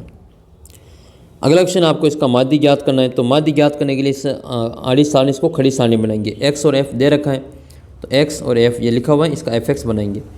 3 एकम 3, 3 दूनी 6, 5 एकम 5, 7 दूनी 14। f की जोड़ करेंगे 8 आएगा, fx की जोड़ करेंगे 28 आएगा। fx की जोड़ में f की जोड़ का भाग देंगे, 28 और 8 ये 4 के बाहर से कर जाएगा 7/2। 7/2 का मतलब 3.5 इसका उत्तर आएगा। माध्य का ज्ञात करनी तो CF ज्ञात करना पड़ेगा। x और f का CF ज्ञात करेंगे। 3 के 3 ही लिखेंगे, 3 में 2 जोड़े तो 5, 5 में 1 जोड़ा 6, 6 में 2 जोड़े 8। तो अब करेंगे सिग्मा f या फिर n/2। n का मान कितना है आपके 8 है, तो 8/2 बराबर 4 हो जाएगा। तो 4 से ठीक बड़ी संचय बारंबारता कितनी है, ये 5 दे रखी है। तो 5 के संगत जो चर है वो कौन सा है, 3 है, इसलिए माध्य बराबर कितना हो जाएगा, 3 हो जाएगा। इस टेबल का आपको बहुलक ज्ञात करना है। तो बहुलक में सबसे ज़्यादा बार कौन दिख रहा है, इसमें 10 ज़्यादा बार आ रहा है, 7 बार आ रहा है। तो बहुलक सबसे ज़्यादा बारंबारता 7 है, संगत चर का मान 10 है, तो सर्वाधिक बारंबारता वाला जो चर है वो 10 है, अतः बहुलक बराबर 10 हो जाएगा। ऐसे आपको इसको ज्ञात कर लेना है। फिर बाकी जो बड़े क्वेश्चन आगे वाले हैं वो तो मैं आपको अलग से वीडियो में समझाऊंगा। उसके लिए आप चैनल को सब्सक्राइब करके रखें, ये क्वेश्चन आपके पूछे जाएंगे। फिर आपके प्रायिकता अंतिम प्रश्नावली है, और ये 14वीं प्रश्नावली 4 नंबर की है। 14वीं प्रश्नावली 4 नंबर की। तो 14वीं प्रश्नावली अगर 4 नंबर की तो 4 में से 4 नंबर आप इसमें आराम से प्राप्त कर सकते हैं। तो इसमें आपको एक फॉर्मूला याद रखना है, अनुकूल परिणामों की संख्या बटे कुल परिणामों की संख्या। तो अनुकूल परिणाम और कुल परिणाम दोनों याद कर लेना, उससे संबंधित जो क्वेश्चन है वो आपको याद रखना है। असंभव घटना होती है जो घटित होना असंभव, इसकी प्रायिकता हमेशा 0 होती है। निश्चित घटना जिसका घटित होना निश्चित हो, उसकी प्रायिकता 1 होती है। किसी घटना के होने की प्रायिकता और उसके नहीं होने की प्रायिकता का जो योग होता है वो आपकी कितना होता है, 1 होता है। किसी प्रयोग की सभी प्रारंभिक घटनाओं का जो योग होता है वो हमेशा 1 आता है। एक निश्चित घटना निर्धारित घटना की प्रायिकता 1 होती है, असंभव घटना की प्रायिकता 0 होती है। सभी प्रायिकताओं का मान 0 या 0 से अधिक और 1 या 1 से कम होता है, ये प्रायिकता की सीमा कहते हैं। तो ये आपको याद रखना है, किसी भी प्रायिकता की घटना 0 से तो ज़्यादा होती है, 0 के बराबर हो सकती हैं, फिर 1 से कम या 1 के बराबर होती हैं। सिक्के के संबंधित आपके प्रश्न आए कि एक सिक्के को एक बार उछाले तो कितने उसके कुल परिणाम आएंगे, तो 2 की घात 1 कर देना है, यानी कि 2 इसके कुल परिणाम आते हैं, हेड या फिर टेल। इसी प्रकार से आपको कुछ पासे से संबंधित प्रश्न आ जाए तो पासे के ऊपर 1 से 6 तक गिनती होती है। इसमें आपको सम संख्या विषम संख्या के बारे में प्रश्न पूछा जाएगा। ताश के बारे में, तो ताश के बारे में आपको 13 पत्ते होते हैं, 13 के 4 सेट होते हैं। ये 13 के पान, ईंट, हुकुम और चीड़ी। इसमें से आपके 26 लाल रंग के, 26 काले रंग के, और इसमें इक्का और 10 तक की गिनती होती है। और फिर इसके बाद में गुलाम, बादशाह और बेगम होता है। ये जो गुलाम, बादशाह और बेगम है, गुलाम, बादशाह और बेगम, ये फ़ोटो वाले होते हैं, मुख वाले होते हैं, तस्वीर वाले होते हैं, इसको तस्वीर वाले पत्ते कहते हैं। तो फेस कार्ड कहते हैं इनको, 12 होते हैं। हर एक 13 के सेट में 3 होते हैं, के, क्यू और जे। ये किंग है, क्वीन है और ये जैक है, मतलब बादशाह, बेगम और गुलाम। तो ये 3 चौक 12 फेस कार्ड होते हैं। बिना तस्वीर वाले 40 पत्ते होते हैं, और कुल रानी वाले पत्ते 4 होते हैं। 4 रानियाँ होती हैं, 4 राजा होते हैं, 4 गुलाम होते हैं। ठीक है, याद रखना, बादशाह, बेगम और गुलाम, और कुल के 4 होते हैं। फिर आपके वार से संबंधित प्रश्न आए तो उनको अपन आगे डिस्कस करेंगे। अगला प्रश्न आपके ये बनता है इसका कि जब एक सिक्के को एक बार उछाला जाता है तो एक चित आने की प्रायिकता बतानी है। तो चित आने की प्रायिकता 1/2 होगी। और पट आने की प्रायिकता भी 1/2 ही होती है। फिर आपके अगला इंपॉर्टेंट क्वेश्चन बनता है कि एक निश्चित घटना की प्रायिकता कितनी होती है, तो निश्चित घटना की 0 होती है और असंभव घटना की प्रायिकता निश्चित घटना की प्रायिकता 1 होती है और असंभव घटना की प्रायिकता 0 होती है। कौन सी प्रायिकता नहीं हो सकती है, तो 2/3 संभव है, 0.7 भी संभव है, 50% भी संभव है, लेकिन माइनस में उत्तर प्रायिकता का कभी नहीं आता है, तो इसका उत्तर ये करेंगे। फिर अगला जो प्रश्न है ये है कि एक बच्चे का जन्म होता है, वह लड़का होने की प्रायिकता ज्ञात करें। तो लड़का होने की प्रायिकता वही 1/2 होगी। अनुकूल परिणाम 1 ही होगा, लड़का या लड़की, तो लड़के की परिणाम 1 है और कुल परिणाम 2 हैं, या तो लड़का होगा या लड़की, तो 1/2 इसका आंसर रहेगा। तो फिर इसके बाद में ये है कि एक पासे को एक बार फेंका जाता है, अभाज्य संख्या आने की प्रायिकता कितनी होगी। तो अभाज्य संख्या कौन सी है, 2, 3 और 5। अनुकूल परिणाम 3 है और बटे कुल परिणाम 6, तो 3/6 का मतलब 1/2, 1/2 इसका आंसर रहेगा। इसके बाद में ये है कि किसी घटना की घटित होने की प्रायिकता 0.7 है, तो उसके नहीं घटित होने की प्रायिकता बतानी। तो 1 में से 0.7 को घटा लेंगे तो 0.3 इसका उत्तर आएगा, जो कि 30 ब ऑप्शन में दे रखा है। बाकी की जो क्वेश्चन है उनको मैं और अलग से इन सभी प्रश्नों की पूरी सोल्व करवाऊंगा आपको। ये किताब 1 घंटा और 35 मिनट का आपने ये वीडियो देखा, तो बहुत ही इंपॉर्टेंट आप ये वीडियो देखा है, काफ़ी आपको फ़ायदा मिलेगा। ये पूरा पेपर जो मॉडल पेपर है बोर्ड का, वो मैं आपको सोल्व करवाऊंगा। आगे जितने भी और क्वेश्चन आएंगे उन सभी वीडियो के लिए आप चैनल को सब्सक्राइब कर लेना और इसकी PDF आपको ऐप के ऊपर मिल जाएगी, ऐप से डाउनलोड कर लेना। और जो भी बच्चे ऐप के ऊपर 49 रुपये वाली टेस्ट सीरीज लेना चाहते हैं, वो आज 49 रुपये में इसको परचेस कर सकते हैं। वहाँ पर आपको काफ़ी फ़ायदा होगा। 49 रुपये में जो बच्चे टॉप रहेंगे उनको 1100 रुपये तो मेरी ओर से मिलेंगे 3 बच्चों को, और आप अगर मेरिट में आते हैं तो आपको सरकार की ओर से टैबलेट मिलेगा। क्या मिलेगा, टैबलेट भी मिलेगा। तो उसके लिए मेहनत भी आपको उतनी करनी पड़ेगी। इस बार भी कई बच्चों को टैबलेट मिला है, आपका भी सपना है टैबलेट लेने का, तो तैयारी शुरू कर दें। और ये मिशन सिक्योरिटी 100 की PDF को आप अच्छे से याद कर लो, समझ लो, गोट लो, आपका बहुत ही शानदार रिजल्ट रहेगा और नंबर भी बहुत ही शानदार आएंगे। PDF आपको ऐप के अंदर उपलब्ध है, और भी पेपर वगैरह उपलब्ध हैं। चैनल को सब्सक्राइब करके सारे देख सकते हैं। बाकी वीडियो कैसा लगा कमेंट करके ज़रूर बताना। क्या आप इसी प्रकार के और वीडियो चाहिए हर विषय के, तो भी आप कमेंट करके बता सकते हैं। ऐसे में हर विषय के वीडियो आप अपलोड कर दूंगा, अगर आप कमेंट करेंगे तो बता देना। बाकी अगर आप और भी कोई आपके मन में इच्छा है स्टडी से संबंधित, तो आप मुझे कमेंट करके बता सकते हैं। मिलते हैं आपको अगले वीडियो में। हर विषय की चैप्टर वाइज टेस्ट सीरीज आप ऐप के अंदर जाके दे सकते हैं।